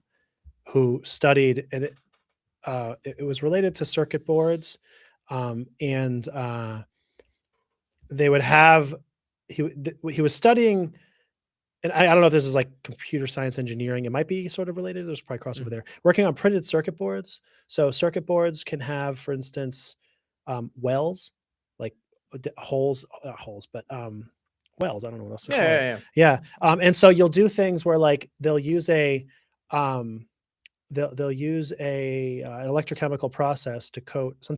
It's usually like platinum on copper or copper on platinum or something like that. So you'll have this this circuit board, right? And it'll have like wells in it or whatever, like a side view, right? And so what you're doing is you're using an electrochemical process. Let's just draw electrons floating around in space, to form. You're trying to basically fill this well with like electrode plate or electrode deposit, platinum, copper, whatever you're doing, right? And so I just to the point here, the way electrochemistry kind of comes into play is that if it fills, like let's just say it fills too fast, you'll get pockets in here, right? And then it's like that's not good. It's brittle. It could fracture. It's bad conductivity. Like you don't want to have this air sort of or unfilled pocket or whatever. So that is if it goes too fast, and so that's where you'd have like they call it like an accelerant or something. You'll add into the solution. Like you might have like something like copper sulfate or whatever, because you're plating copper. I know that drew like green and Mhm. gray, forget, but let's just say this is like plating copper in here. Um, you'll add some chemical that like speeds up something that speeds up the reaction. It's too fast. Okay, so then they'll have decelerants, right? And so because what you're trying to get is you're trying to like build up, the evenly, uniformly, so that it kind of builds this layer in here of copper, and then it's nice and filled in. But if it's too slow, it takes too long, it could be Yeah. more expensive. So that's just as a, I don't know, one anecdotally answer, and I don't know enough perfectly about it, let's just say, but there's electrochemistry that's used, and that is printed circuit boards. So there's definitely a computer science sort of aspect to it, and that's one area of research that I know a little bit about, for what Yes. it's worth. Tarun has another question, but Tarun says, I am from India. Do you know about India? And you're in 10th grade. Yes, I do know about India. I've been to India 4 times. Mm. Yes. It's been a while. I haven't been since COVID for a variety of reasons, COVID being one of them. And but yeah, I've for my company, I'm the one who coordinates with our Indian representative. They have offices in Mumbai and Kolkata, so I am very familiar with India. Actually, I've been there many times. And your question, normally we don't sort of answer these kinds of questions, but this is a quick one. It's easy. I can probably just answer it. Yeah. But normally, just for what it's worth, Tarun, we don't prefer to answer like G questions or class questions. Sort of, it's kind of just giving it away, sort of, doing your homework for you, so to speak. But this one does illustrate just sort of some unit transformations, so I guess I'm kind of okay with it. So the question is, how many electrons can form 1 microampere of electricity in 1 second? It's actually quite simple. I'll just walk you through it. Let me get a new slide here. So you have 1 microampere, right? 1 microamp. This is equal to 10 to the minus 6. It's micro, right? Amps, which is equal to 10 to the minus 6 coulombs per second, right? So 10 to the minus 6 coulombs, that's supposed to be a C, not an S, coulombs per second. And so we're saying how much happens in 1 second. So I'm going to multiply by 1 second. So the seconds go away. So basically in 1 second, I have 10 to the minus 6 coulombs. Now we need to use Faraday's constant. Faraday's constant, F is 96,485 coulombs per mole of electrons, right? So if we divide this by Faraday's constant, this divided by 96,485 coulombs per mole of electrons. Coulombs cancel, mole of electron comes to the numerator, and I'll get a new slide because I'm writing way too big. I'll do the numbers in a minute for you. We have 10 to the minus 6 divided by 96,485 moles of electrons. And it's asking how many electrons there are. So you just have to know Avogadro's number, which is 6.02 times 10 to the 23rd electrons, or anything in a mole, right? That's how many like pieces are in a mole, whatever you want to call it. So in this case, it's electrons. So the answer is 10 to the minus 6 divided by 96,485 times 6.02 times 10 to the 23. And when you do that, you get 6.24, give or take. It depends on what you use for the Faraday's constant and Avogadro's number, times 10 to the 12 electrons. So it's your answer D, basically, of the ones that you listed. That's how many electrons it is. So Nice. D. There you go. Okay. Yeah. All right. Just going down the list. Danyason is asking, hello, I'm using a hydrogen reference electrode for PEM water electrolysis in combination with a Nafion strip, which serves as a salt bridge to measure half-cell potentials. My question is, when I try to measure EIS, the resistance, and then High frequency and charge transfer. charge transfer. Okay, high frequency resistance, charge transfer at the cathode or anode shifts to lower values. When I measure without a reference electrode, the high frequency resistance of the system is higher. And then it says the reference electrode is located outside the cell in sulfuric acid. So perhaps he's using the salt bridge. But yeah, he said Nafion strip as a salt bridge, which That was- seems odd, but well, Nafion is a membrane, so it probably, I mean, it can work as a salt bridge because it conducts ions. okay. So I suppose it can work. I've never heard of a Nafion Yeah. being used as a salt bridge, but I suppose me it too. could. I suppose it could I work. suppose it could. In theory, I mean, it's a proton conductor, so right, like that's what it does. It shuttles protons. But it doesn't have a question. I think the question is why Why is it higher? why Or- is it higher, or why is the, I suppose specifically the high frequency resistance, or the ohmic resistance, why does it change with and without a reference electrode or without this salt bridge? I let's see. suppose that's, It yeah. says yes, that's right. Okay, Yeah. so that's what his question is. Well, the first simple answer is that when you use a reference electrode, you get impedance artifacts. So high frequencies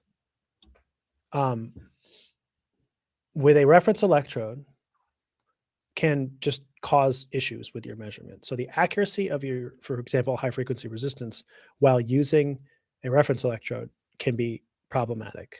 And then especially with what you described, you're using a reference electrode as well as a salt bridge. So you're introducing probably in the range of 5 to 10 kilo ohms of impedance or higher. Just a guess, but knowing what numbers tend to be in these situations, that's a really high impedance between the working and the reference electrodes. And what it does is it slows things down.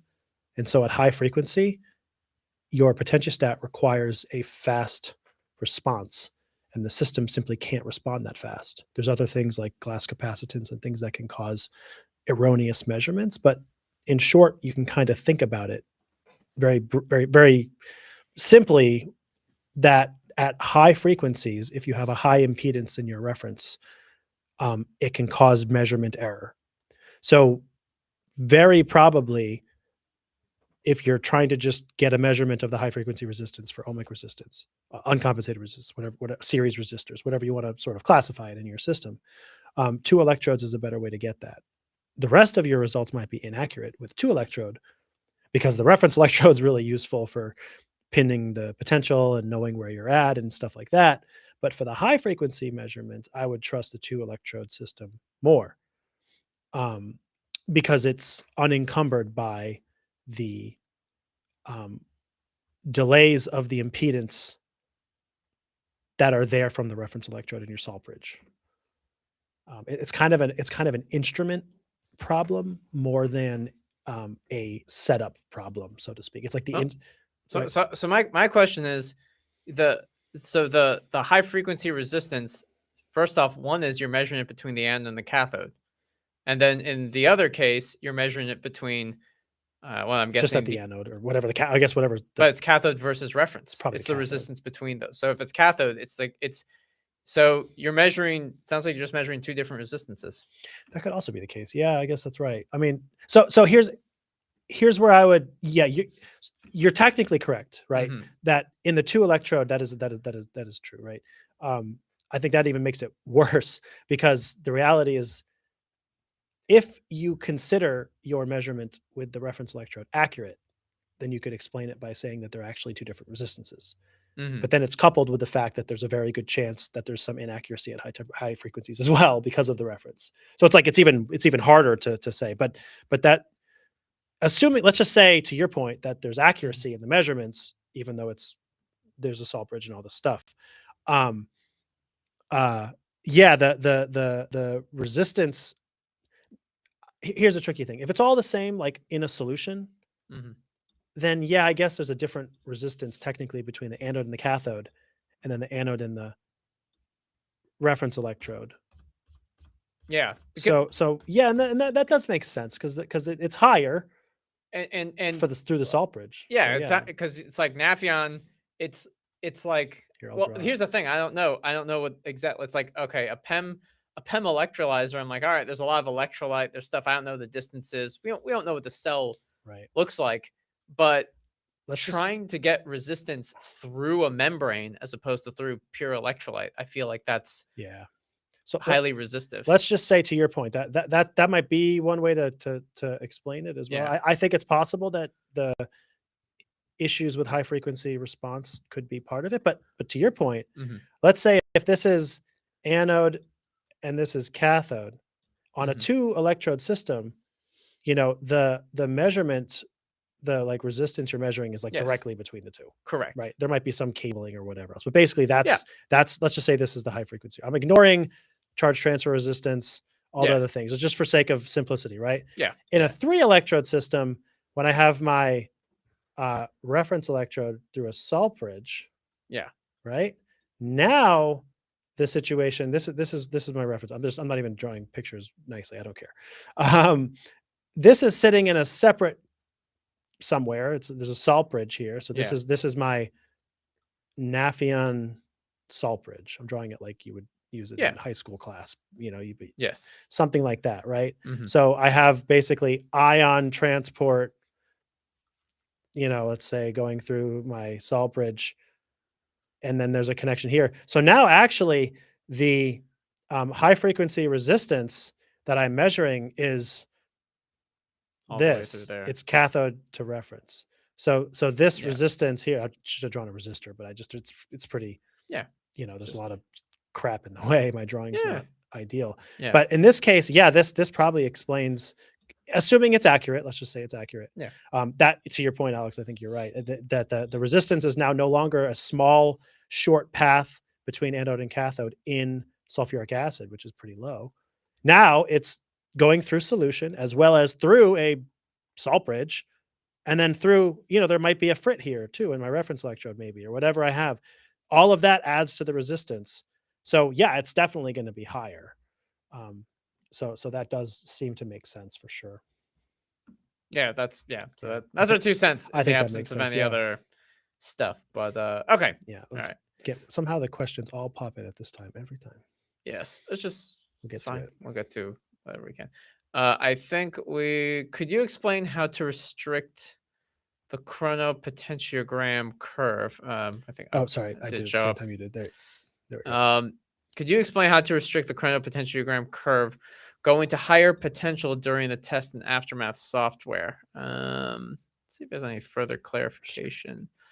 There was Because one other question, but I'm not sure if it was the same. yeah, is there any control available in the software which can automatically monitor and stop the experiment at a particular voltage that we are given? Yes. Yes. Yeah. I have to look it up for chronopotential. Let's see. I mean, basically, you're talking about a galvanostatic charge discharge. That's what this is. Yes. This is like apply, 10 milliamps until the voltage reaches 4 volts or whatever. Yeah, but in chronopotentiometry, let's see. Do we have Yeah, there's a trigger. where is the trigger? It's on the advanced tab. I don't see a trigger. Oh wait, no, this is signal limit? Should Oh, okay. It's just I think it's just labeled weird. be. Oh, we would change the label. Yeah, we called it signal limits. Yeah, it used to be called the instrument trigger. Okay. We changed the label, I suppose. Yeah. Things you learn Things you learn. live. Yeah, signal limits. So, Just yeah, go ahead if signal you want. limits You can, instead. Okay. yeah. Yeah. Sure. I'll just we don't show- have a potentiostat connected at the moment, so we can't illustrate it live. Yeah. But Yeah. but So if anyway. you're in chronopotentiometry, which is the experiment, under the advanced tab, there's something called working one signal limits. And you could just say, oh, the potential, I want it to be at or below 1 volt or something. And so you're charging or you're pumping current into your system and it's going up. The voltage is going up Or down, I guess. or whatever. down. And when it's here, when it gets to 1 volt, it'll stop. It'll stop the experiment. So that is a way of doing it, controlling the potential limit so that it doesn't go above a certain value. I'll also add that what you're describing, like I said, is basically like a battery method. So if what you're talking about is using battery methods, we have those as well in our software. This is battery cycle. So if what you're talking about is using chronopotentiometry as galvanostatic charge discharge, a better option is to just use our battery methods. So for example, we have constant current methods, and these are, one of the things with chronopotentiometry is you have to put, for example, a time. So the tricky thing is, like, if you're doing a, like, say, battery test that should take 2 hours, what you probably want to do is put like 3 hours, 1 milliamp for 3 hours, and then have a potential trigger at or above 4 volts or whatever.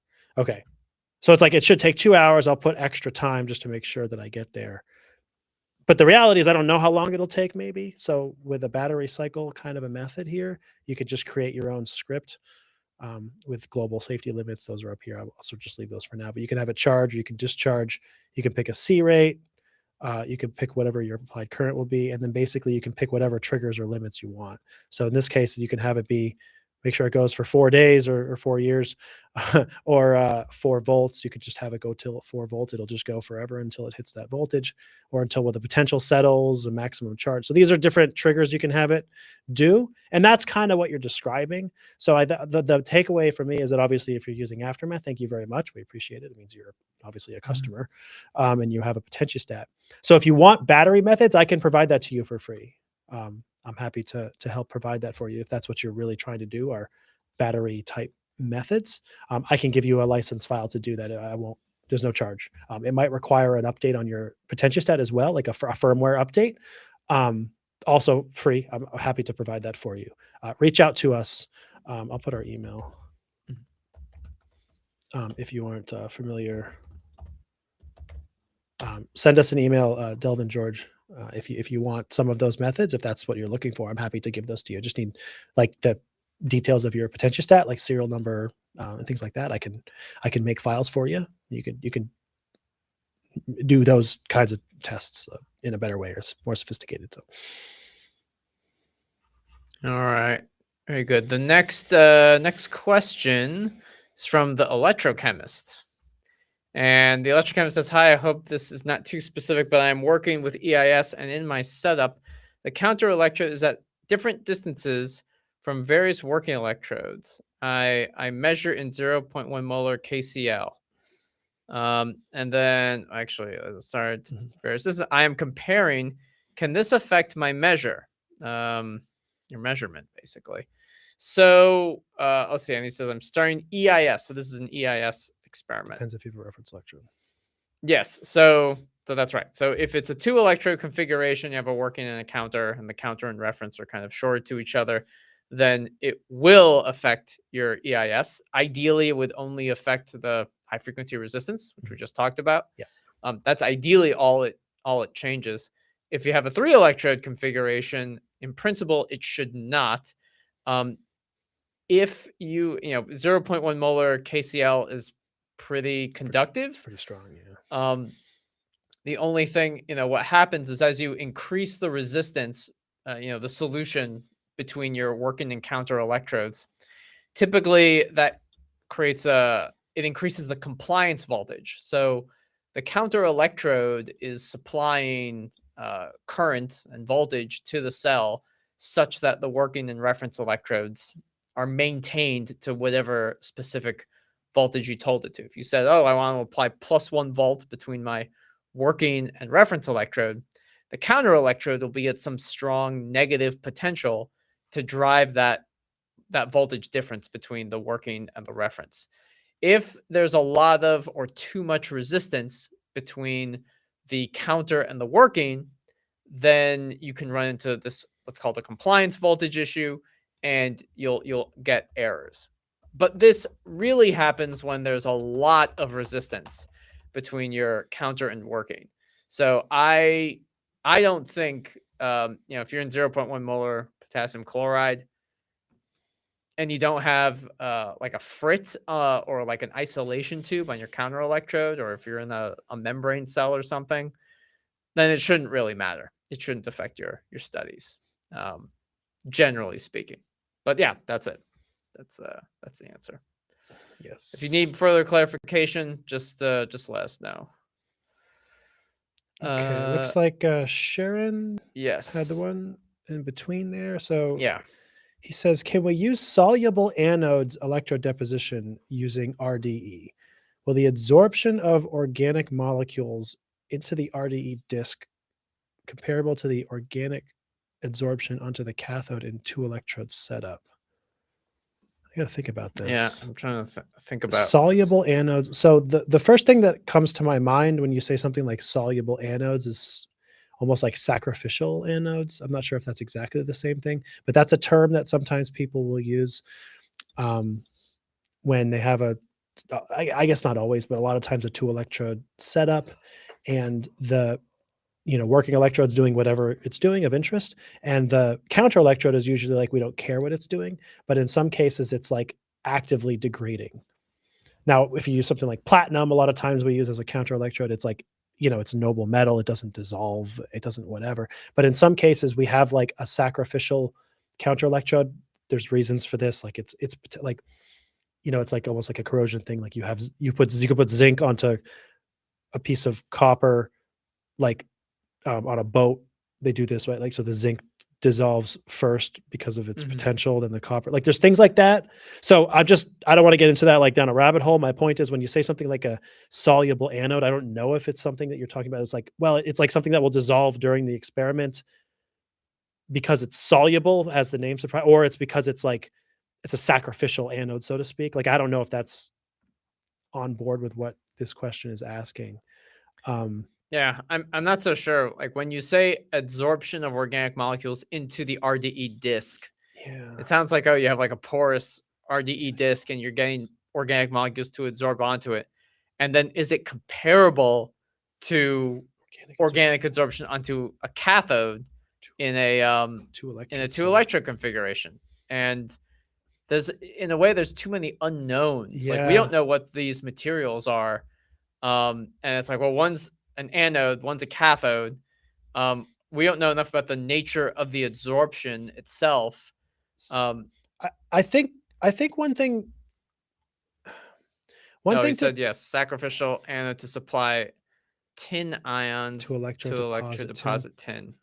So I think there's two sort of competing thoughts I would have on this, Sharon. One is the point of the RDE is to have a comparable situation. So in some sense, I feel like there's an answer that's yes, or at least like in some ways, yes. Like you're doing an RDE to study, like to control mass transport, by rotating the disk, to study processes that are occurring in a 2-electrode setup where you have just anode cathode and let's say the full setup, right? What is a little bit hard to know, again, without maybe some more details or more knowledge of the specific experiment, I guess, is like this adsorption kind of a thing. Because, in the cathode anode 2-electrode setup, you have things like, again, I don't really know exactly what you're using. It's some kind of fuel cell electrolyzer or something. But in a lot of cases, for instance, you have stuff like carbon paper, porous gas diffusion layers, things like that, which, will absorb or adsorb or, there's gas phases and there's other things that are going on in the 2-electrode full setup, for instance. Whereas with a disk, it's like you're depositing either physically or electrodepositing material onto a solid disk that's rotating to create flow patterns. And it's like you're studying the same electrochemical processes, but like some of the specifics aren't exactly the same or comparable because you don't have gas phase, it's liquid phase, right? And you're controlling the diffusion by rotating the disk, and in a fuel cell or an electrolyzer, you're flowing gas and it's not exactly the same. So in that way, it's maybe not comparable. I think in general, the answer is that we can't entirely know, right? For some of these reasons, we need to kind of know the setup more intimately or whatever.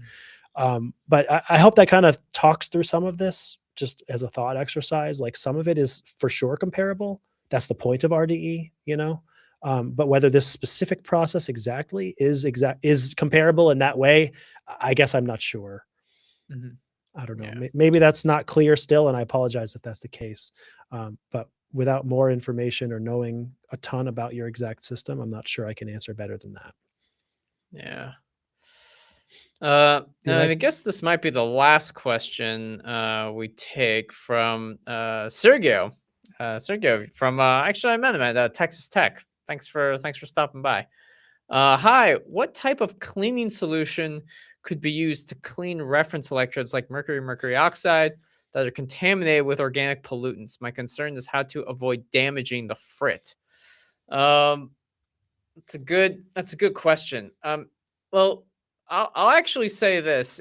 Typically, the mercury oxide reference electrodes, the frit can get damaged, but also it can be replaced. If you do have a particularly nasty organic pollutant in the frit and it is contaminating your system when you move from one test system to another, frits are actually relatively inexpensive. It can be thought of as a consumable if it really gets gunked up with organic pollutants. Typically, mercury oxide reference electrodes are a strong potassium hydroxide, 1 molar or higher. I think 4 molar potassium hydroxide is inside the mercury oxide reference electrode. So typically, we're always trying to just say, hey, you need to make sure it's the same system and you're not contaminating your potassium hydroxide. So usually you want to clean the reference electrode with whatever that the inner fill solution is. Of course, if you have an organic pollutant and it's not soluble in potassium hydroxide, then you have a little bit of a problem. So, if you are trying to clean the reference frit of an organic pollutant, and you're thinking like, well, I want something that the organic pollutant is soluble in, well, then you'd need some kind of organic non-aqueous solvent to put it there. But to a certain degree, I feel like it's better to just get a replacement frit than to waste a lot of solvent trying to clean the mercury oxide reference electrode. That's kind of my initial And it's my like initial take. it also has these don't have glass, they have plastics, so you're forced to find a solvent Mhm. that you're Yeah. confident will dissolve or remove an organic pollutant, but not the body of the reference electrode or frit itself. That's tricky. I don't even know that I have an answer for you. All I'm saying is that you would have to like look up a lot of like, oh, can I use acetone? Can I use like benzene? Can I, like you're finding Yeah. so let's just say non-aqueous maybe, or maybe an Yeah. aqueous, acetone's whatever, it's polarly product, whatever the classification is. I'm terrible with this kind of stuff. I'm an engineer, leave me alone. No, but the point is you might find like, okay, well the body of my reference electrode is polypropylene or it's polyethylene, whatever it is. And it's like, okay, well that will dissolve in this solvent, so I can't use that. And I could use, isopropanol or something, and that doesn't dissolve the body of my frit or my HGO, the body. Oh, great. But that doesn't dissolve the organic pollutant. Oh, well, that stinks. Right. So it's like you're forced to sort of either search endlessly for a solvent that might work, and maybe you find one and that's great, or you just replace the frit, and that might be the answer if it becomes poisoned. In some cases, you just really are in that situation. Have some spare frits around if the experiments that you're doing result in pollutants. Like, it happens. It's normal to have some experiments that result in damage to things. And sometimes you just have to treat them as consumables and replace them. I also know your advisor has money, so you can definitely get some extra frits. Yeah. See, now you're using inside information. Yeah, you're using some inside information. I see how it goes. No, your advisor's great. I know her, so I won't call out names during the live stream. But yes, perfect. But is it who I think it is? I'm pretty sure, right?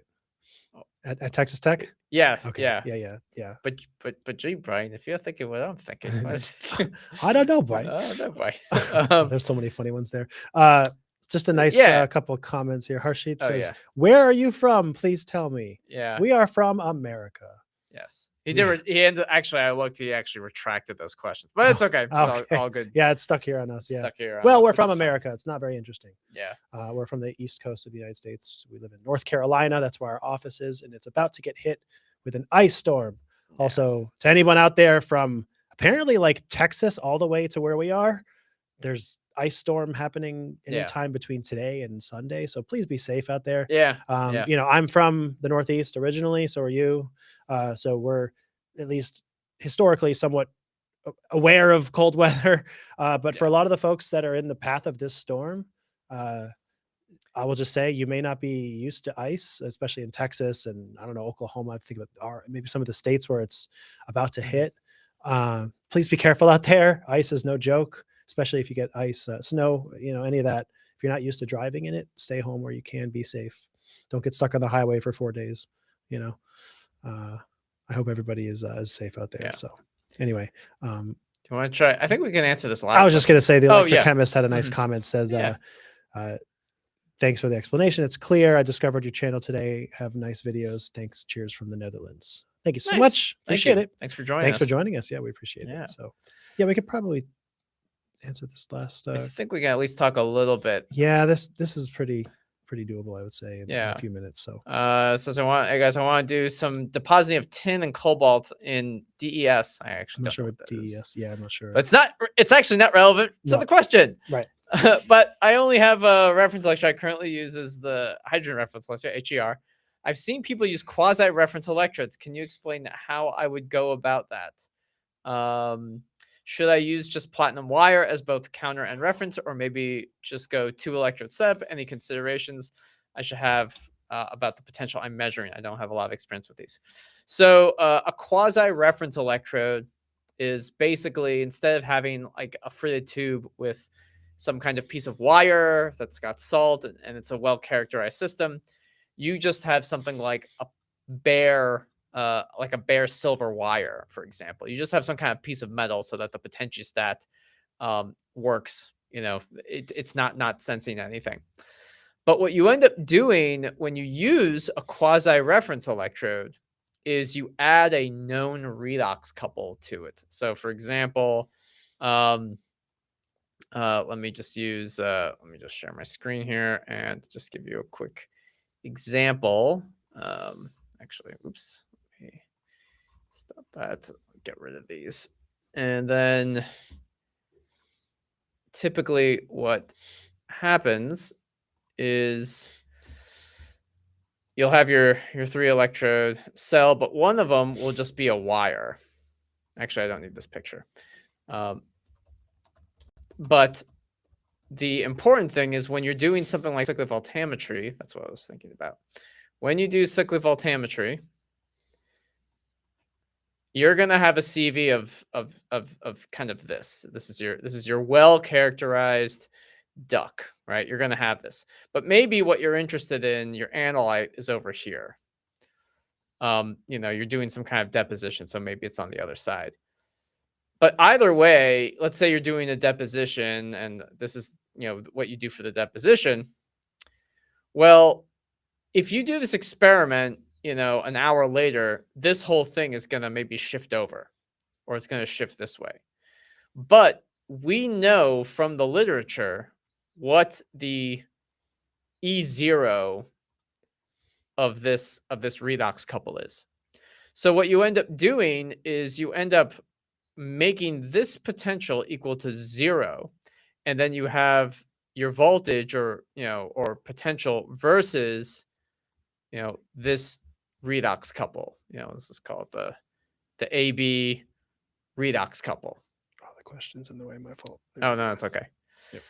So that's what you do. That's what you do when you have a quasi-reference electrode. You just put a silver wire. So you can do a 3 electrode system. That's fine. You don't need to go into 2 electrodes. But the potential will shift around because it's not a stable reference electrode. But you can, but you definitely can use a redox couple that's known with a known literature value. And as that shifts around, you just always base the potential of your deposition with respect to that known value. I think the last thing I'll add about that, and then we're at time here, unfortunately, is if you are to use a 2 electrode system, there does exist heavy uncertainty, unfortunately, right? With a quasi electrode, quasi reference, or an actual reference, it's as you said, you have even if it's a shifting potential, you sort of have a reference with which you can base it on. And the thing is, if you're depositing a metal or 2 metals, in this case tin and cobalt, they happen at some potential, right? Deposition is usually a reduction reaction, and so you're trying to apply most probably a potential that is negative of the standard potential for like tin. Is it 2 plus or whatever it is? Plus electrons goes to tin metal, or cobalt plus electrons goes to cobalt metal. That happens at some potential, and then you're trying to apply a negative from that. So the issue with a platinum 2 electrode system is you just don't know what potential to apply, because you might say, well, it has to be more negative than 0.2. Okay, but that's versus SHE or whatever. You don't know where that is versus platinum. You might have to apply a very, very negative potential, or not negative at all, because it's who knows. The reference is really all over the place. So sometimes what you can do instead is apply a negative current and force it to happen. So, which begs other questions, because which reactions are happening? Are both of those happening, or only one of them? But it's like, you need a negative current to be a reduction reaction. So you apply, well, I'm just going to draw minus, 10 microamps or something. Then you get whatever potential you get. And that might be a dangerous potential because other reactions are happening. So the only point I was going to make is that if you do a 2 electrode setup, it's possible to do electrodeposition, but there will be heavy uncertainty as far as what's happening and what potential you need to or is being applied. So it can be tricky to do 2 electrodes in that case. DES is deep eutectic solvents. Oh, okay. Yes. Yeah. Oh, I've heard of deep eutectic solvents. I just hadn't heard the acronym in a long time. Choline, chloride, and urea. Pretty cool. So you can avoid water splitting with it. Oh, that's cool. Yeah. So you get a really big potential with it. Well, maybe to that point, what I just said is that you can have crazy potentials if you don't know your reference. But if you have a really wide window, because you're not in water, maybe that's okay. Yeah. So you might end up with like -2 volts or some crazy thing, but you don't care because you're not water splitting. So Yeah. maybe you're all right. So then in that case, you might be all right to kind of, have to just zap it with some crazy low voltage or low current to get your electrodeposition. Might be okay because you have a wide window to work with. Yeah. So yeah. I think we're about out of time, unless Yeah. you really want to go over some of the last questions. I think we're kind of out of time here. Yeah. We appreciate everybody joining us. Unfortunately, this 3 p.m. Eastern U.S. time for us. I know. Apologies for some of you who might just kind of be showing up, and unfortunately, your questions don't get answered. Yeah. But we are. The only thing I will say Mhm. is that I will just mention a quick thing from Aman. He just wants to know what's the best lecture series or courses for electrochemistry that you can learn online. I'm gonna just do a shameless plug. You should join us as a tier 2 YouTube member, and then you'll see we have huge webinars that are on demand that can teach you about electrochemistry, just like cyclovoltammetry, EIS.